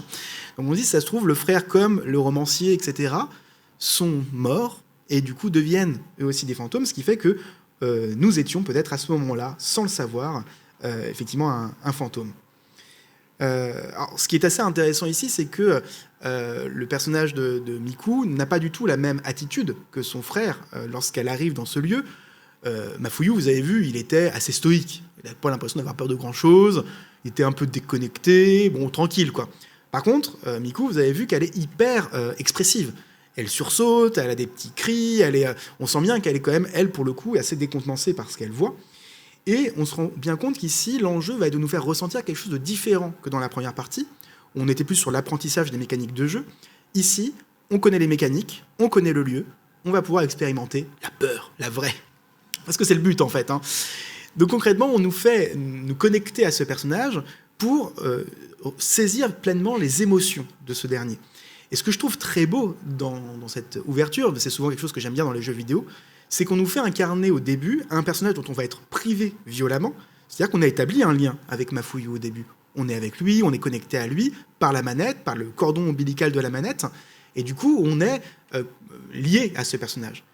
Quand il disparaît à ce moment du récit, on est comme privé de quelque chose, violemment. Comme cette sœur est privée aussi violemment de son frère. Donc on essaye de nous faire partager le lien, le lien fraternel ou de frères et sœurs, qui les lie par le biais du gameplay. En les incarnant l'un et l'autre, finalement, c'est comme si nous étions symboliquement l'un et l'autre et qu'il y avait cette connexion spirituelle presque entre les deux. Et puis on a vu que cette première présence d'un spectre dans notre dos, juste au moment de la cinématique, nous laisse entendre que sans doute le jeu va être moins avare en apparition. Et effectivement, le jeu va reposer sur une mécanique de jumpscare de plus en plus tendue à mesure que l'on va avancer dans le récit. Alors on retrouve les mêmes axes de prise de vue, vous voyez, c'est la même conception, sauf que cette fois-ci, ce qu'on remarque sur le plancher, on pourrait se dire c'est le film de pellicule comme tout à l'heure, mais là non, c'est un remède à base de plantes. Alors là, dans un jeu vidéo, en général, on n'aime pas quand ça arrive, parce qu'on se dit, oula, ça veut dire qu'on va prendre des dégâts, ça veut dire que ça va être difficile, donc c'est aussi une indication qui est donnée aux joueurs. Et puis surtout, le fait qu'il n'y ait pas de pellicule nous fait prendre conscience de quelque chose. C'est que là, si j'appuie sur la touche rond, ben, j'ai pas d'appareil photo. On est privé de notre arme. La seule arme qu'on avait contre les fantômes, on l'a pas ici. Alors tout cela articulé au fait que on a exactement les mêmes plans, ça nous laisse comprendre que forcément, il va pas se passer la même chose. Il y a des moments où le jeu va nous échapper, où on va pas s'attendre à certains éléments. On comprend que le jeu va jouer avec nous constamment, et parce qu'on comprend bien qu'on ne pourra pas faire exactement la même chose, ce serait pas très intéressant. Et vous allez voir que très rapidement, le jeu va nous le faire comprendre.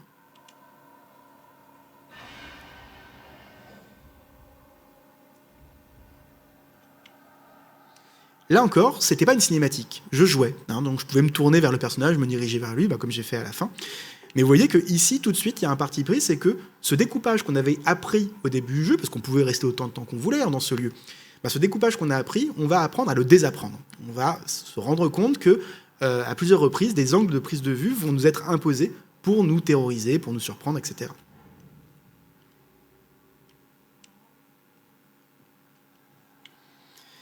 Donc on a comme ça des petites rémanences spectrales qui vont nous donner des indications sur le lore, c'est-à-dire l'univers du jeu, avec des bouts de papier, des notes de recherche, qui vont nous exposer certaines choses qui petit à petit vont faire la lumière sur la narration. On reviendra là-dessus. Et puis toujours, bien sûr, l'appareil photo qui permet de sauvegarder. Et je me permets de le faire, parce qu'on ne sait jamais ce qui peut arriver. Ce serait fort dommage de devoir reprendre à zéro.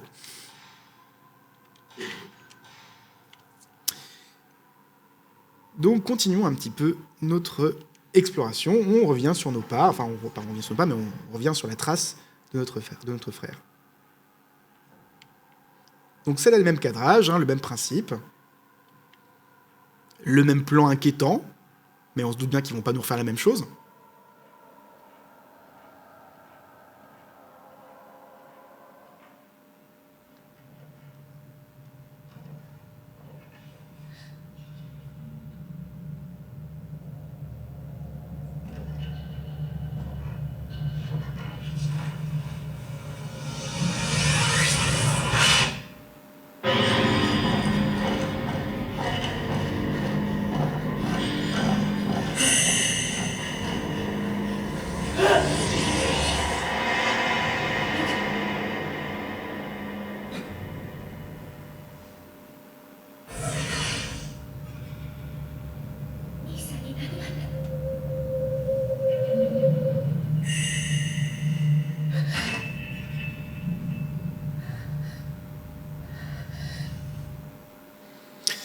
Donc voilà, toujours cet imaginaire de la pellicule. Là, vous voyez encore plus détérioré qu'avant, comme si la violence de ce qui était représenté avait un impact même sur l'image. Cet imaginaire du miroir aussi, qui reflète quelque chose sans le refléter. Toujours cette question de l'image latente, etc. Bon, là, je ne fais que redire des choses qu'on a déjà dites.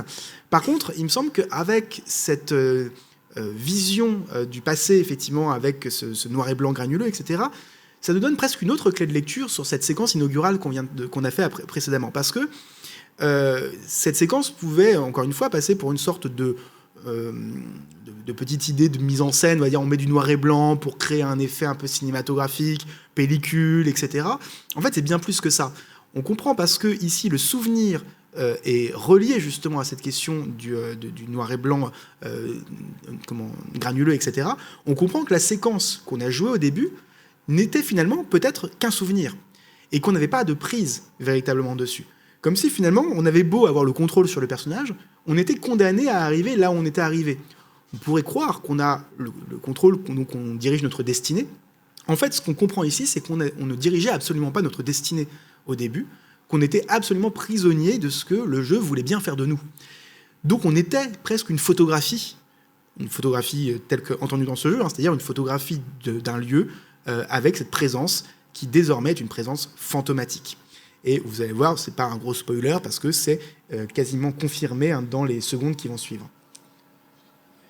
D'ailleurs, sur cette idée selon laquelle finalement c'est presque désormais nous qui hantons le jeu, c'est-à-dire que si on incarnait Mafuyu au début et que Mafuyu est devenu presque un fantôme, est-ce que c'est pas nous en tant que joueurs qui hantons cet espace ? Ce qui explique aussi que notre présence conditionne les jumpscares. Notre déplacement conditionne ces moments de sursaut, comme si c'était nous la cause de tout ça. Et peut-être avez-vous repéré, je ne l'ai pas commenté à ce moment-là parce que je voulais vous dire ça avant, mais peut-être avez-vous remarqué la position assez particulière du fantôme qu'on a vu juste avant, quand je viens d'ouvrir la porte, là, le fantôme qui est apparu au premier plan, qui est venu faire vriller le découpage.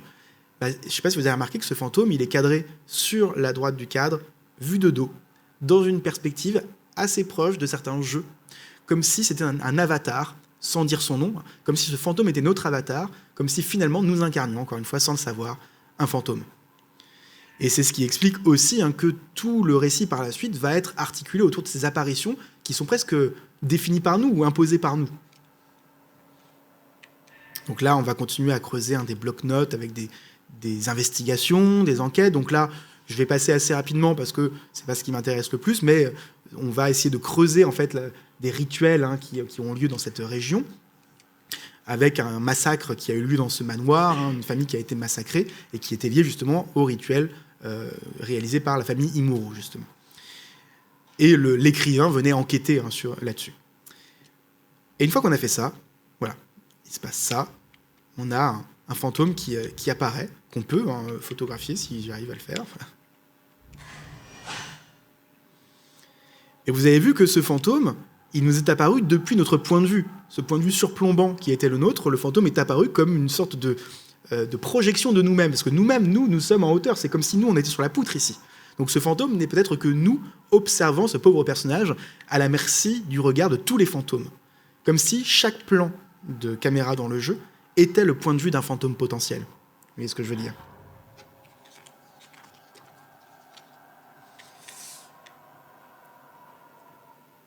Alors là encore, on se retrouve dans la même pièce, avec les mêmes décors, sauf que cette fois-ci, il y a des petites choses à ramasser. Ce que nous allons faire. Le fameux masque de lion. Voilà, c'est un nouveau remède, là encore, pas très engageant. Par contre, la différence, c'est que là, nous avons récupéré l'appareil photo. Donc on a potentiellement un moyen de se défendre. Et là, vous voyez, une apparition. Et si je le prends en photo, c'est pour ça que je dis que ce n'était pas un spoiler, ombre de son frère. Donc c'est bien la confirmation que notre frère est un fantôme et que nous sommes désormais nous-mêmes un fantôme projeté, en un sens. Alors, si on continue un peu notre exploration, on va pouvoir trouver quelques éléments. Ici, pour le coup, puisque nous avons récupéré l'appareil photo, on va à nouveau avoir de quoi s'armer contre les fantômes.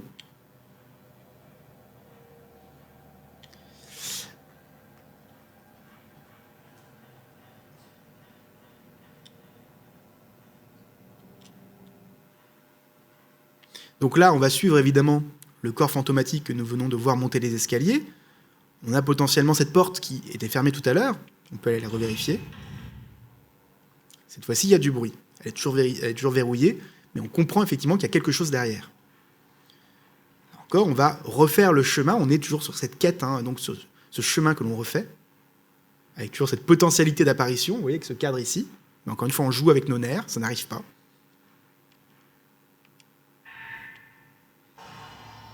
Et ça arrive ici. Voilà.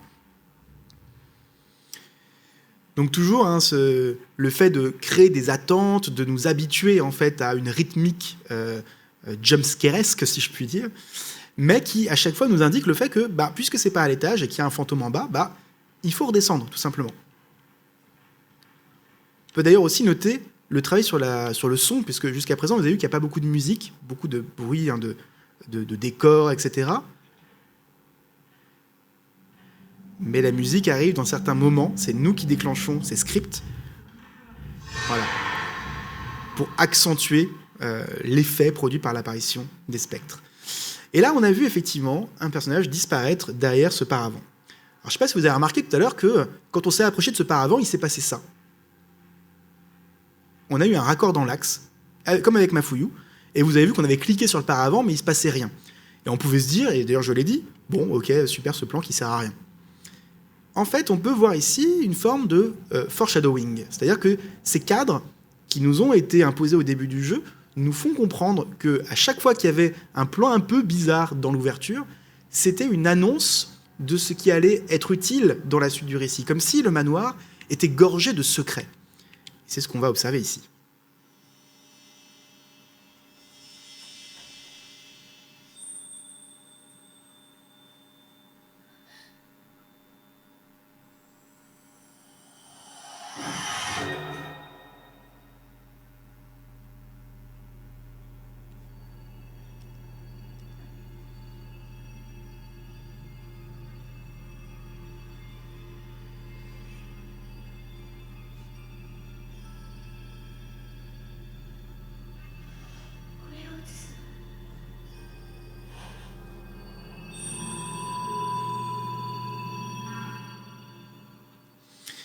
Donc on nous indique une nouvelle utilisation de l'appareil qui consiste cette fois à voir des choses invisibles à l'œil nu. Alors c'est effectivement, je trouve là, une des plus belles idées du jeu. C'est qu'au travers de cet appareil photo, c'est comme si on allait pouvoir presque regarder dans le code du jeu. D'ailleurs, vous avez remarqué que l'interface de cet appareil photo est une interface purement vidéoludique. C'est d'ailleurs la seule interface vraiment vidéoludique. Le reste est dépouillé de tout, concrètement. Il n'y a pas de barre de vie ou de choses comme ça. Par contre, dès qu'on a l'appareil, on a ce sentiment d'être dans un jeu vidéo. Et ici, c'est comme si on nous disait, grâce à cet appareil, vous allez pouvoir voir au travers des mailles du code du jeu. Parce que quand on prend une photo de ce paravent, on révèle une porte derrière. Alors évidemment, j'aime beaucoup l'idée parce que ça participe de cette impression selon laquelle à la fois il y a une dimension méta dans le récit qui nous interroge sur ce qu'est un jeu vidéo, comment ça fonctionne, etc. Mais aussi sur ce lieu, sur un lieu qui se révèle par bribes, par ces photographies qui nous font apparaître des choses qui étaient jusqu'à présent disparues et qu'on n'avait pas forcément vues.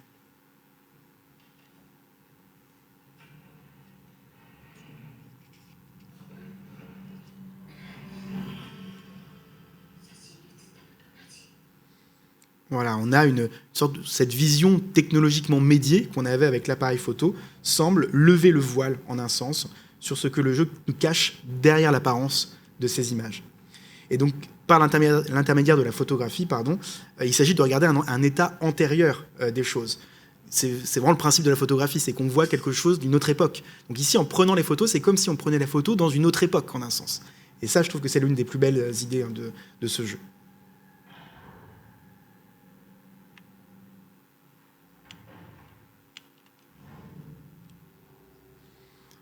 On a plusieurs informations qui vont nous être données, qui vont nous permettre de comprendre qu'il va falloir trouver effectivement une clé, etc. Donc il y a plusieurs choses dans le gameplay qui nous incitent à évoluer. Et on voit aussi comment la mise en scène va s'adapter à cette envie de dévoiler des choses de plus en plus prégnantes. Là, pour le coup, avec ce couloir, il y a vraiment un hors-champ qui se dessine sur la gauche. Mais si je décide de continuer à avancer, vous allez voir, c'est un mouvement de caméra qui va révéler les choses, et pas un cut, comme si notre regard était constamment en train de regarder autour de nous, d'observer ce qui nous entoure, pour pouvoir au mieux révéler la vérité sur ce manoir. Une vérité qui d'ailleurs, je vous l'ai dit, va en particulier être révélée par les documents qu'on va trouver au fur et à mesure du jeu. D'ailleurs, j'ai juste pas commenté ce truc-là, mais je trouve ça intéressant, c'est que à partir de ce moment du jeu, quand on ferme une porte, le personnage se retourne, quand on franchit une porte, la porte se ferme brutalement derrière nous, et le personnage se retourne de surprise. Ce qui est un élément pas du tout agréable en termes de gameplay, parce qu'on a l'impression qu'on va avancer tout droit, alors qu'en fait le personnage se retourne. Je peux vous le refaire, d'ailleurs, parce que je vois qu'il le refait à chaque fois. C'est pas du tout instinctif, pour le coup, mais ça montre aussi la nervosité du personnage. Là, normalement, si je dis pas de bêtises, ça va le refaire. Là, je rentre, c'est moi qui contrôle. Et là, c'est pas moi qui me suis retourné. Vous voyez. Donc c'est un truc, une idée de mise en scène que je trouve assez amusante. Alors, ces documents, je disais, on va continuer à les trouver, qui vont constamment nous renseigner sur les choses, comme une sorte de palimpseste qui va venir comme ça, par couches successives, révéler la réalité sur la vérité sur le lieu.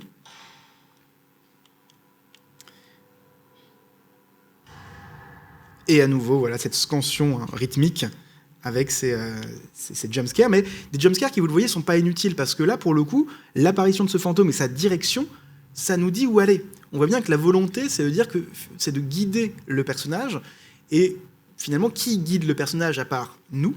Ce qui veut donc bien dire que ces fantômes sont une émanation de nous-mêmes, parce que chaque mouvement du fantôme, on va le reconduire avec notre avatar par la suite.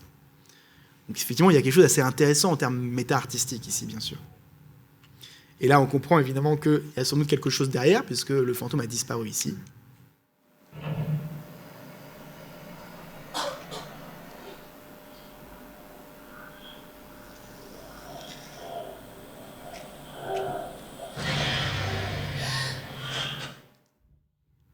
Donc là, encore un fantôme. Je l'ai raté, pardon, peu importe. Donc là, on va nous révéler quelque chose, alors toujours avec cet esprit de surcadrage qui, vous voyez, enferme le personnage, la rend prisonnière de la situation et des situations horrifiques.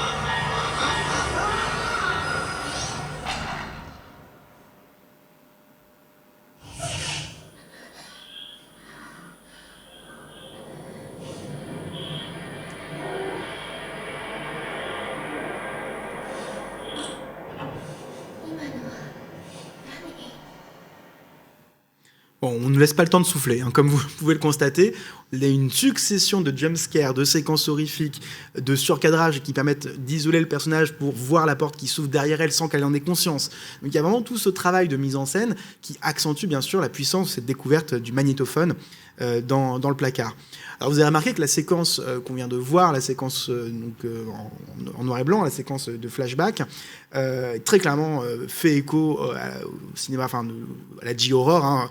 Je veux dire, là, pour le coup, le parallèle avec le film que vous allez découvrir en deuxième partie de soirée, ou redécouvrir, est assez évident. On y reviendra tout à l'heure, mais il y a vraiment cet écho, il me semble, dans la mise en scène, dans la façon de penser cette relation entre les corps fantomatiques qui se dirigent vers la caméra inexorablement et ces visages empreints de terreur, filmés en gros plan, qui, pour le coup, sont les véritables vecteurs de la terreur, plus même que les corps fantomatiques en eux-mêmes.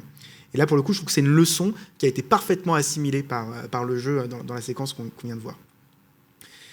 Alors, cet appareil, ce magnétophone, couvert de poussière mais qui semble fonctionner, va ouvrir sur un autre aspect du jeu que j'aime beaucoup aussi, que je trouve vraiment intéressant.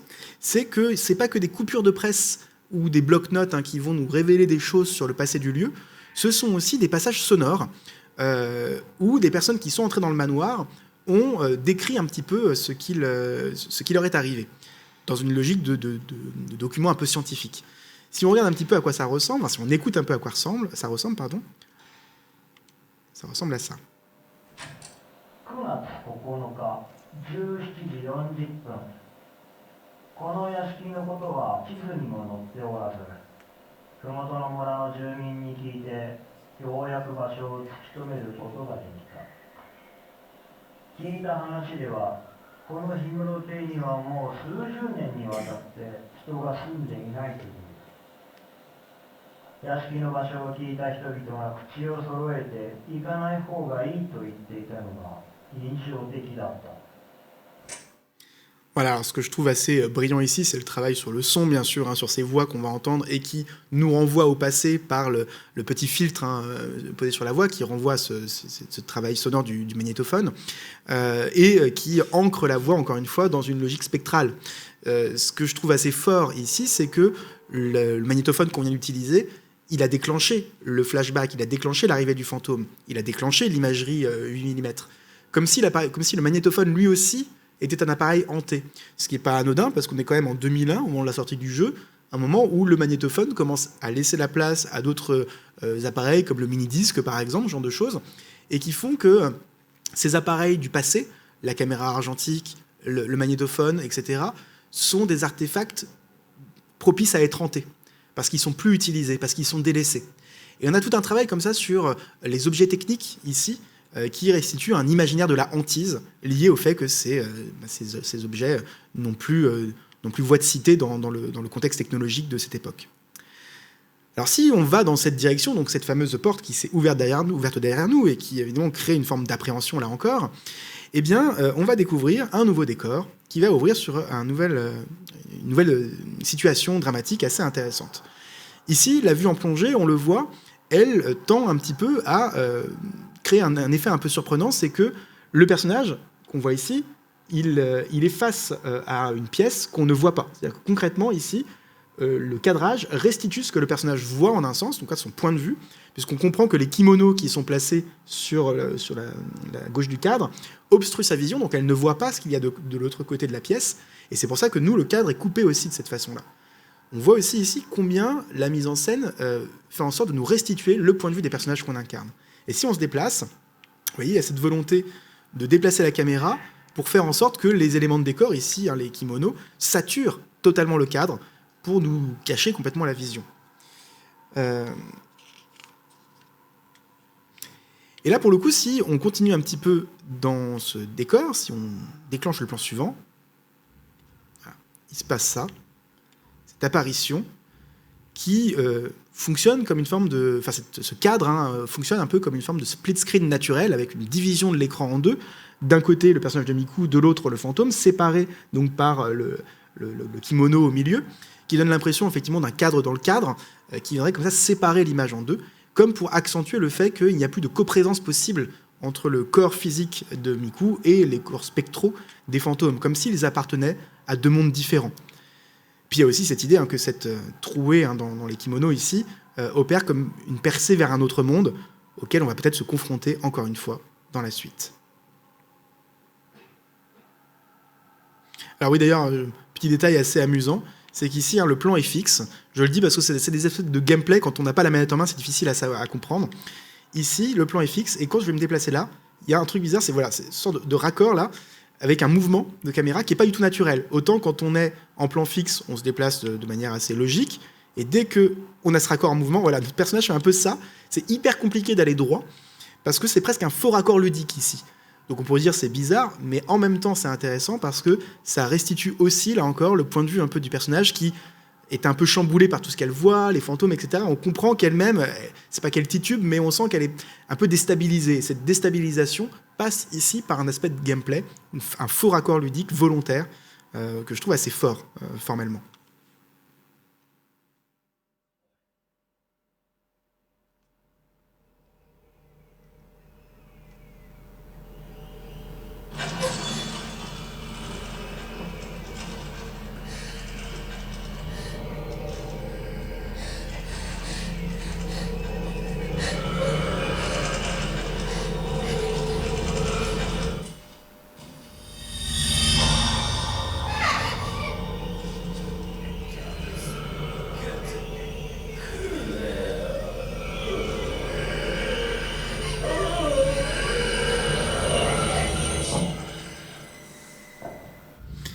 Alors, je me permets juste de mettre une petite pause pour commenter ce qu'on vient de voir. Encore une fois, là, on voit que cette première apparition de fantôme pour Miku est mise en scène, là encore, de manière assez dramatisée pour restituer son point de vue à elle. Encore une fois, on aurait pu très bien ne pas avoir cette cinématique. On a déjà vu un fantôme, nous.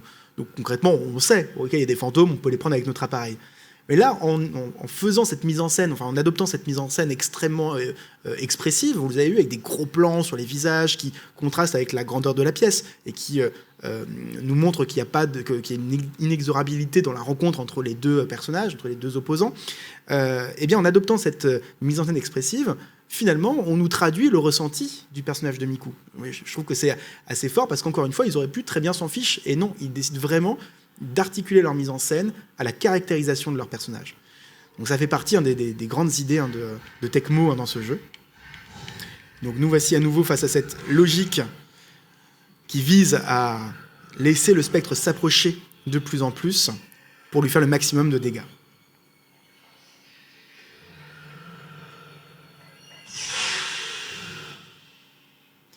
Donc là, on nous réexplique les pouvoirs mystiques, et on nous réexplique l'appareil, sauf que cette fois-ci, non, je ne vais pas m'attarder là-dessus, c'est pas ce qu'il y a de plus intéressant pour ce soir, mais il faut savoir que l'appareil, on peut l'améliorer. Voilà, c'est des pouvoirs, et en fait, c'est le score qu'on fait en tuant les esprits, enfin les fantômes. On peut utiliser ces points pour augmenter la puissance, le spectre de captation, etc. Le rayon de captation, pardon.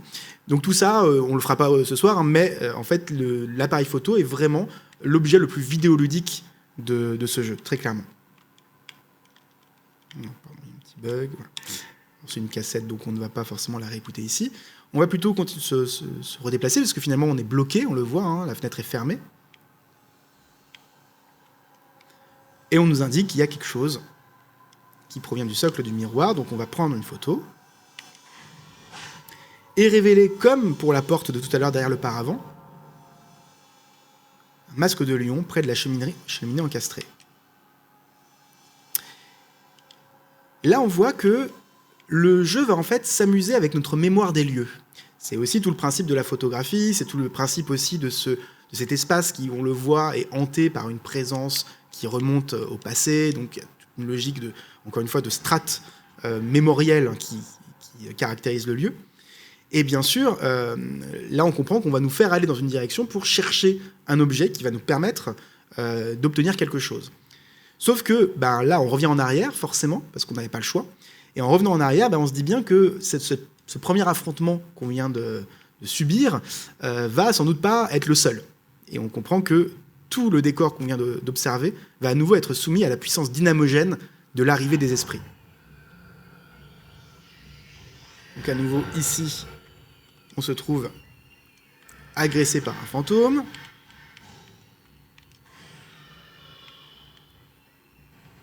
Qui, vous le voyez, vont pas être tous aussi simples à à capturer. Encore qu'au début, c'est assez simple et ça se complexifie énormément par la suite.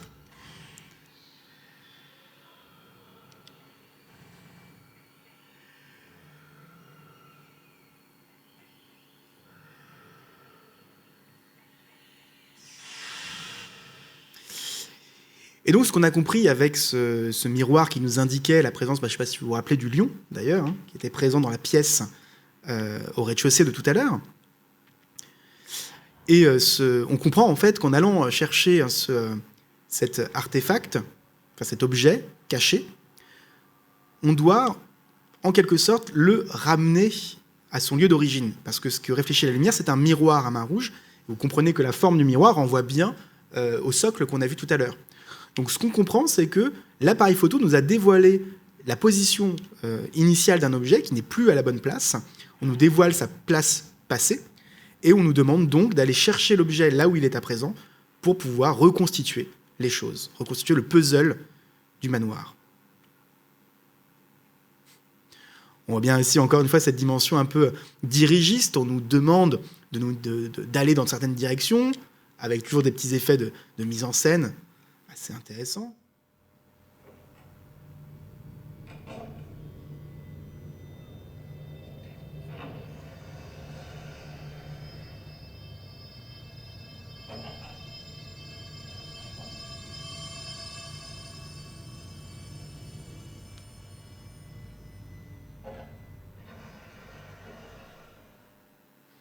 On voit bien ici, bon, je ne vais pas aller récupérer ça, c'est pas très important.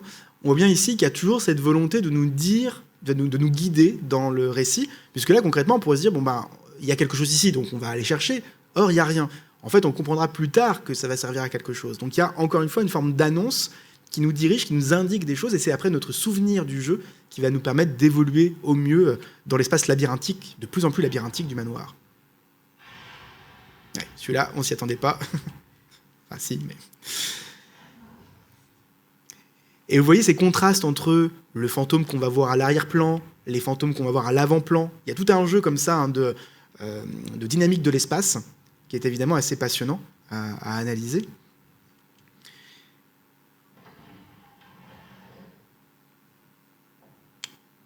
Et donc, nous revoici face au miroir.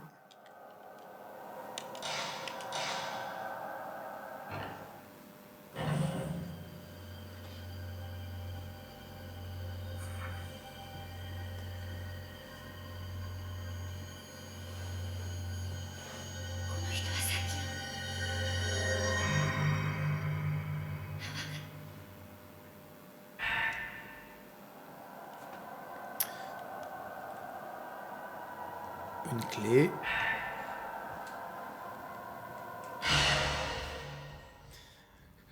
Et voilà, à nouveau, du coup, cette menace. Et ce que je trouve assez fort ici, c'est dans quelle mesure la découverte que nous venons de faire...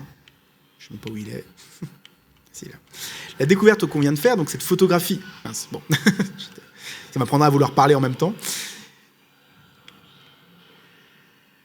Donc ouais, la découverte que nous venons de faire semble révéler quelque chose, et plus on révèle les mystères du manoir, plus en fait on... Décidément, mes réflexes ne sont plus ce qu'ils étaient.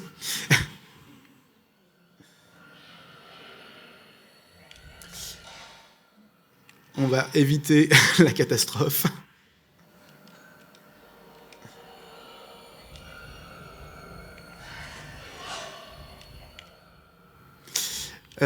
Et en fait, ce qu'on révèle, ce sont aussi... Il essaye de surprendre. Donc, je vous disais, effectivement, ça allait se complexifier au niveau...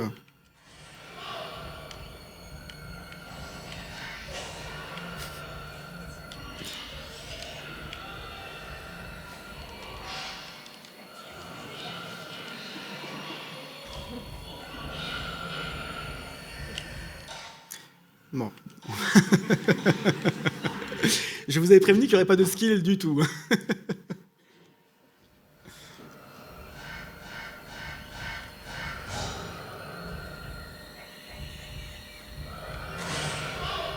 Bon, j'ai cru qu'il allait foncer.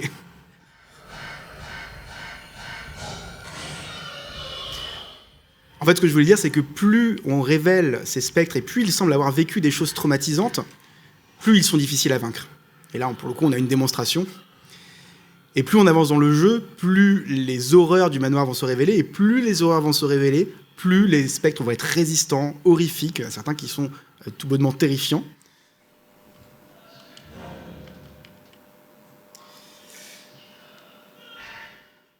Bon, ça, je passe, c'est des choses qui permettent d'améliorer encore une fois l'appareil photo. Alors, si on essaye d'aller ouvrir peut-être pour terminer, on va dire, notre parcours, je vous propose d'aller découvrir la zone ouverte par la clé qu'on vient de récupérer. Alors d'ailleurs, encore une fois, si votre mémoire est bonne, vous vous souvenez du seul endroit qu'on a vu où une clé était nécessaire, c'était l'étage, où il y avait cette porte avec ce cadenas en bronze qui nous empêchait de passer, où on savait qu'il y avait quelque chose derrière. Et donc là, pour le coup, c'est notre souvenir du lieu qui nous permet de savoir qu'il faut aller ici.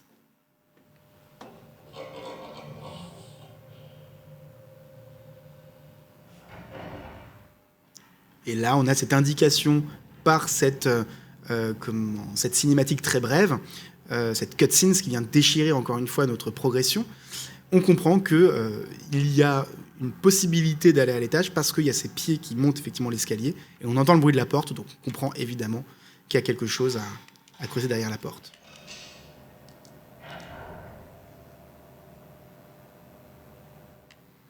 Alors, on se retrouve face à un nouveau décor, mais qui, vous le constatez, est relativement similaire au décor qu'on a vu précédemment. Il n'y a pas de grande nouveauté, c'est un décor assez répétitif, qui participe aussi de l'effet produit par le jeu, à savoir l'impression qu'on est un peu perdu dans ce lieu. Il faut vraiment mettre sa mémoire à rude épreuve, et puis essayer vraiment de se repérer, en plus avec le découpage qui n'aide vraiment pas à savoir où est-ce qu'on est géographiquement. Et donc tout cet espace va donner le sentiment lui-même d'être dans une logique ritualiste, comme si chaque pièce se répétait, ce qui fait écho en fait à un élément de narration qu'on comprend d'ailleurs à ce moment-là, mais je vous passe le moment où on récupère le calepin qui en parle, où on comprend que effectivement la famille Imuro, en tout cas le père de famille, se livrait à des rituels extrêmement terrifiants et terribles sur les gens qui rentraient dans le manoir.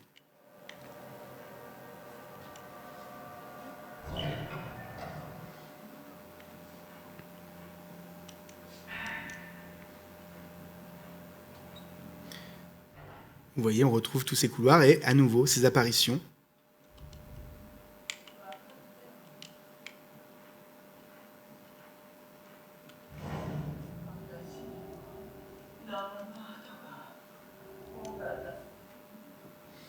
Des personnages qui, en fait, et c'est là que ça devient passionnant, vont progressivement...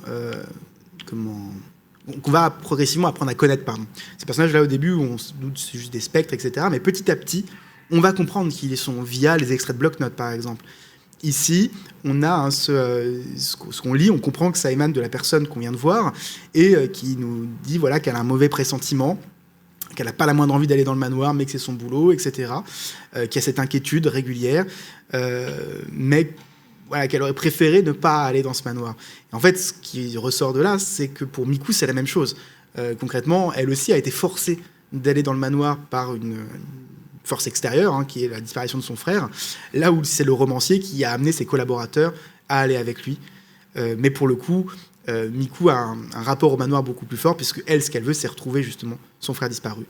Et c'est ici qu'on va avoir la première confirmation que cette disparition n'est pas du tout naturelle.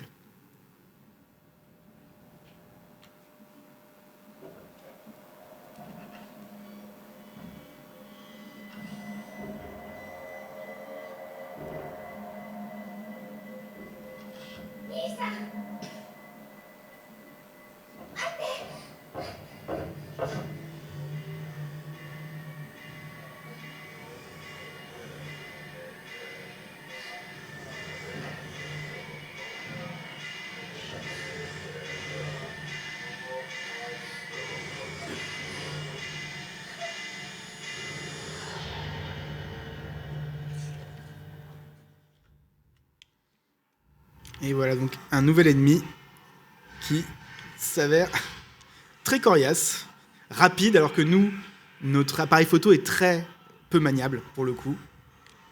Et évidemment, cette corporéité assez terrifiante de la créature qu'on observe, et qu'on doit évidemment observer le plus près possible.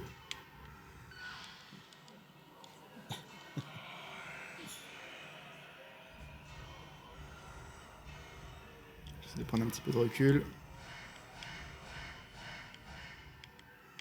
Ah, d'habitude il se relève pour m'agresser.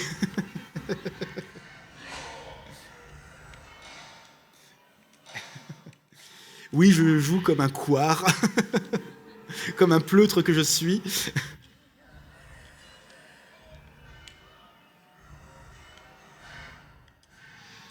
J'ai appuyé pourtant.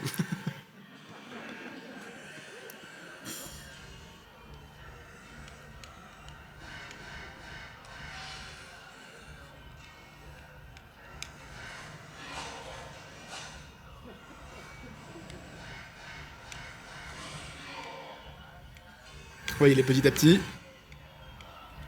Et en même temps, si j'ai pas de recul, c'est comme pour faire une bonne photo, hein, si on n'a pas de recul, c'est compliqué. Voilà, ça va devenir compliqué. J'avais essayé de prendre plusieurs plantes médicinales, mais là, il est possible. De toute façon, c'était un peu la dernière chose que je voulais vous montrer, c'était cette créature.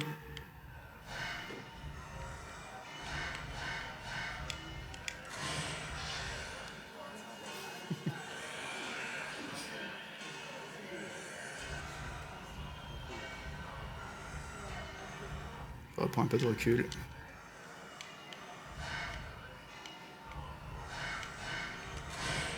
Ah non, bah là, j'ai pris. On est d'accord quand même que la photo était prise. Bon, mais voilà, c'était un peu de toute façon ce que je voulais vous montrer. En fait, juste après, il y avait un couloir qui tournait en boucle avec quelques portes. Et je voulais simplement finir sur ce moment où on tournait en boucle, finalement, un peu comme prisonnier du lieu, et presque un lieu qui confine à la folie, en un sens. Et qui m'intéresse aussi dans ce que ça retranscrit, encore une fois, du ressenti du personnage dans ce jeu, qui elle-même doute progressivement de sa propre santé mentale. Et pour le coup, ces affrontements de plus en plus terrifiants participent de cet effet horrifique, et participent vraiment de la manière dont ça caractérise le personnage, et surtout du fait que finalement, ce qui nous amène à cette créature quasiment imbattable, vous avez vu, c'est notre frère. C'est lui qui nous guide. Et en fait, ce qui est assez surprenant, c'est que si on fait ce parallèle comme quoi le frère, c'est un peu nous, parce qu'on l'a incarné au début, finalement, est-ce que c'est pas nous aussi qui amenons la pauvre Miku à être dans ce lieu, à arpenter les couloirs? C'est nous qui la guidons, en fait. C'est nous qui sommes responsables de son malheur, en un sens. Donc il y a toujours cette question, moi, qui m'intéresse beaucoup dans les jeux, de la responsabilité du joueur. Dans cette place du joueur et de son avatar, il y a cette responsabilité, quelle est notre place dans les choses terrifiantes que peuvent vivre les personnages. Ici, il me semble que c'est questionné justement au travers de cette relation qui se tisse entre le joueur et les fantômes, par le fait qu'il est en fait peut-être lui-même un fantôme de son propre jeu. Voilà, je voulais en rester là pour ce soir. Merci.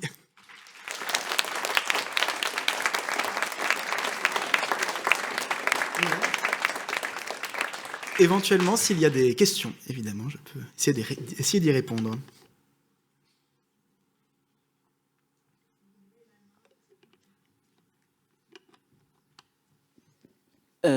Déjà, merci, c'était très intéressant. Pas vraiment de questions, mais j'avais plus des réflexions parce que vous avez évoqué Resident Evil et effectivement, il y a énormément de points communs au-delà des... donc il y a au-delà des angles de caméra, il y a le fait qu'on récupère des herbes médicinales pour se soigner, il y a le fait qu'on sauvegarde avec un appareil photo qui renvoie aussi un peu à la machine à écrire du premier Resident Evil. Mais je pensais aussi à un jeu qui me semble avait été développé par Konami avant de faire, je sais plus si c'est Konami avant Resident Evil ou si c'était un autre studio, mais je pensais au jeu Sweet Home sur Famicom où il me semble qu'on incarne une équipe de tournage de cinéma, et puis il y avait déjà, il me semble, dans ce jeu, cette idée de se servir de la caméra pour capturer des fantômes, ou quelque chose comme ça. Il y avait un... Il me semble qu'il y a ça dans Sweet Home. Je ne peux pas vous donner la confirmation exacte.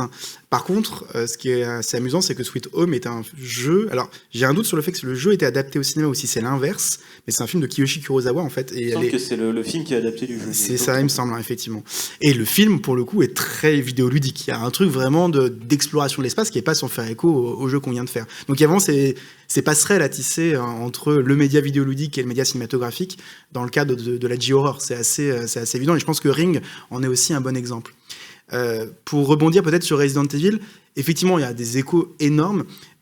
Pour le coup, je trouve que le jeu est plus proche de la relecture qui est le Code Veronica, l'épisode Code Veronica, parce que c'était le premier épisode en 3D temps réel, où il y avait des mouvements de caméra, et où on pouvait se déplacer dans le décor, et où la caméra nous accompagnait dans nos déplacements, alors que les autres Resident Evil jouaient sur les cadres fixes assez constamment, ce qui n'était pas la même mécanique, enfin ce qui n'appelait pas la même mécanique horrifique. Les cadres fixes donnaient l'impression d'un emprisonnement, le fait que les personnages étaient confinés, qu'ils n'arrivaient pas à se sortir de la situation, alors que les plans, effectivement, avec des mouvements de caméra, donnent le sentiment qu'il y a une échappatoire possible, mais finalement qui ne fait que retranscrire le fait que non. Donc il y a une forme d'ironie, finalement, dans le travail sur les mouvements de caméra que je trouve assez forte ici.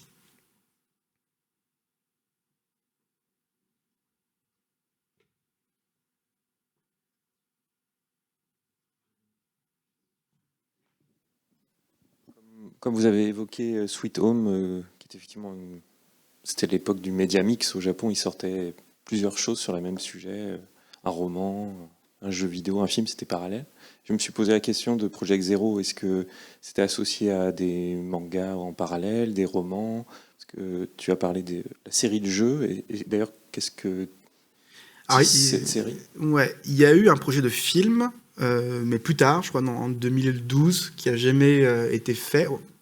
Mais en fait, je me demande s'il n'y a pas je sais pas s'il y a un film à proprement parler, mais il y a peut-être un test, une bande-annonce qui existe. Enfin, c'était pas hyper clair, mais j'ai pas trouvé le truc en question. Par contre, il n'y a pas de fiction préalable à la fabrication du jeu. D'ailleurs, vous êtes peut-être demandé pourquoi ça s'appelle Project Zero. Pour le coup, parce qu'à aucun moment il est question d'un projet, et à aucun moment il est question de zéro. On a vu le tir zéro, là, mais on sait pas trop ce que ça signifie, ça veut pas dire grand-chose, en fait.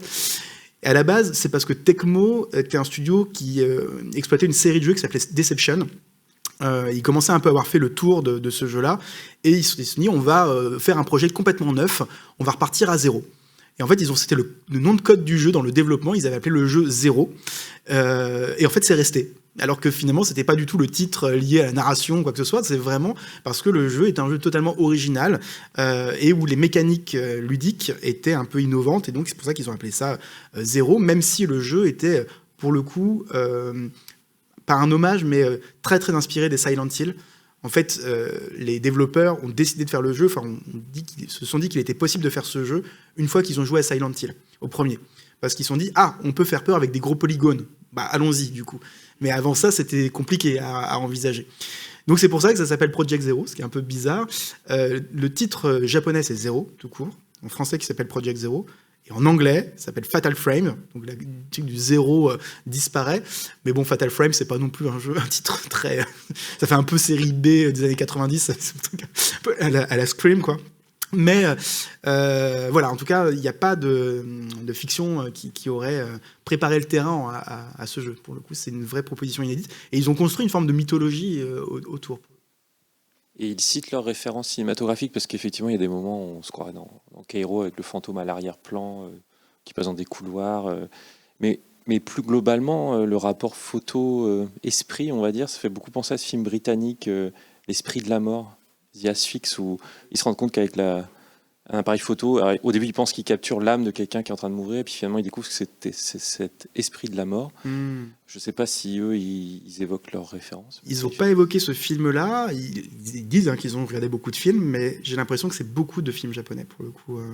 J'ai pas vu, en tout cas j'ai pas trouvé dans leurs entretiens de référence à d'autres films que les films de la semi-nouvelle vague du cinéma horrifique japonais. Mais Kairo, ça marche pas parce qu'il est sorti après, je crois. C'est 2003, Kairo. Hein. C'est 2001, je crois. Ah, c'est 2001. Ah oui, je confonds. Je confonds. Donc non, peut-être que Kairo, ils l'ont vu. Ouais. Peut-être même avant. Ouais. Ouais, c'est possible. Peut-être. C'est même ce serait assez évident.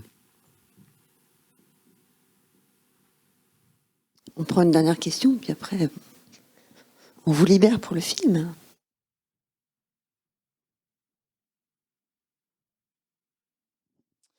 Merci beaucoup déjà.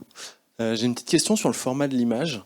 J'imagine que tu n'es pas en train de jouer sur une PS2, mais il me semble qu'à l'époque, on n'était pas encore arrivé à l'avènement du format 16:9 démocratisé 1080. Est-ce que ce format d'image est le format originel? Est-ce que c'est un format émulé? Est-ce qu'à l'époque, c'était un format 16:9 avec des bandes noires? Ce serait intéressant de vérifier. Je sais pas, j'ai jamais joué à la version PlayStation 2. J'ai joué qu'à l'émulateur. Donc pour le coup, il faudrait aller vérifier parce que c'est vrai que les jeux étaient en 4/3 à l'époque. Donc pas de raison. Alors, sauf s'il y avait des bandes noires, mais ça me surprendrait. Mais il me semble, j'ai regardé très rapidement là sur Internet, que certains jeux PS2 offraient la possibilité de jouer en letterbox. Du coup, l'émulateur aurait pu émuler cette version avec les bandes noires. À vérifier pour le coup. Par contre, la question est hyper intéressante parce que il y a une démarche une réflexion sur le plan large, très clairement, dans certaines compositions. Donc c'est vrai que ce serait assez surprenant que le jeu soit au départ cadré en 4/3. Mais je vois mal comment ça pouvait fonctionner parce que pour le coup, les bandes noires auraient peut-être par défaut mangé un peu trop de l'image. D'autant plus avec la granulosité de l'image. Là, on accentue tout, on réduit la portion de l'image et en plus, on la détériore. Pour les joueurs, c'était pas forcément ce qui est le plus simple. Mais là, pour le coup, je peux pas te répondre, mais ce serait vraiment à vérifier.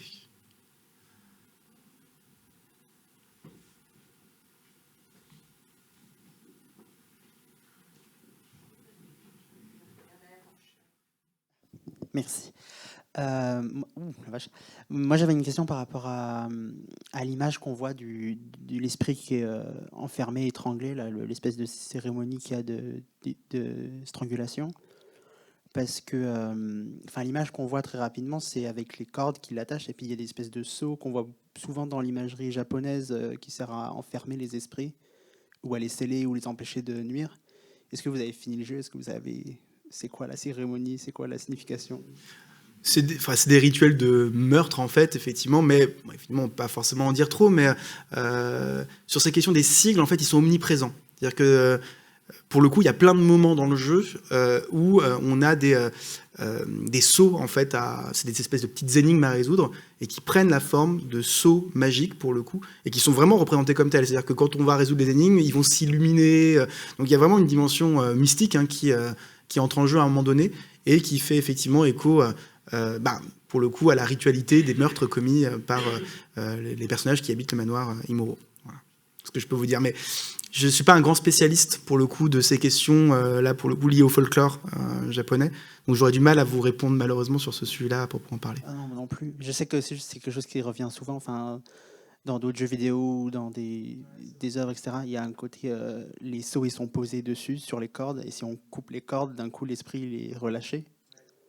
Donc je ne sais pas si c'est un signe qu'il faut libérer les personnages qui ont été tués ou si c'est...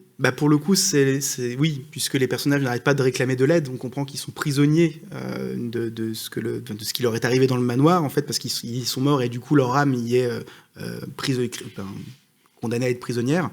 Et donc quand on les prend en photo, on les libère des dernières cordes, des derniers liens qui les rattachent à cette réalité sordide, en fait. Après, la question des cordes, elle est vraiment liée au rituel de strangulation. Elle n'est pas mise en scène dans un côté... c'est ce qui relierait le corps des esprits à la réalité. Ça, c'est pas présent, pour le coup. Mais c'est vraiment juste ce rituel de strangulation qui est au cœur du récit, pour le coup. Merci. Rien. Eh bien, merci Jean-Baptiste. Merci à vous, surtout. Et merci à vous. Prochain rendez-vous au mois de juin. Je ne sais plus, c'est le 17 ou le 19 ? 19, je crois. 19, je crois. Avec un jeu qui s'appelle Alien. Ce sera Alien Isolation. Voilà. Évidemment, au cinéma. Alien, le 8e passager. C'est ça. Et je ne serai pas tout seul. Je serai accompagné de la rédactrice en chef de Canard PC, Julie Le Baron, qui sera présente. Donc on devrait avoir une expérience de jeu assez atypique et assez amusante en se partageant la manette. Donc on a hâte de partager ça. Et j'en profite, si jamais vous avez envie d'en lire un peu plus sur le jeu, sur Project Zero, j'ai l'immense honneur d'avoir une petite publication dans le prochain numéro de la revue JV Le Mag, je ne sais pas si vous connaissez cette revue de jeux vidéo, qui devrait paraître là, je crois qu'elle doit être en kiosque ou demain ou après-demain. Du coup, il y a un petit article que je signe sur Project Zero dans le nouveau numéro de JV. Donc je fais un peu de pub pour JV parce que c'est une magnifique revue. J'adore cette revue. Donc voilà, n'hésitez pas à y jeter un œil. Et on n'en a pas parlé, mais Jean-Baptiste, vous pouvez aussi le retrouver sur sa chaîne YouTube, comme vous pouvez voir en haut de cet écran. N'hésitez pas à aller voir, c'est tout aussi passionnant que les soirées ici au TNB.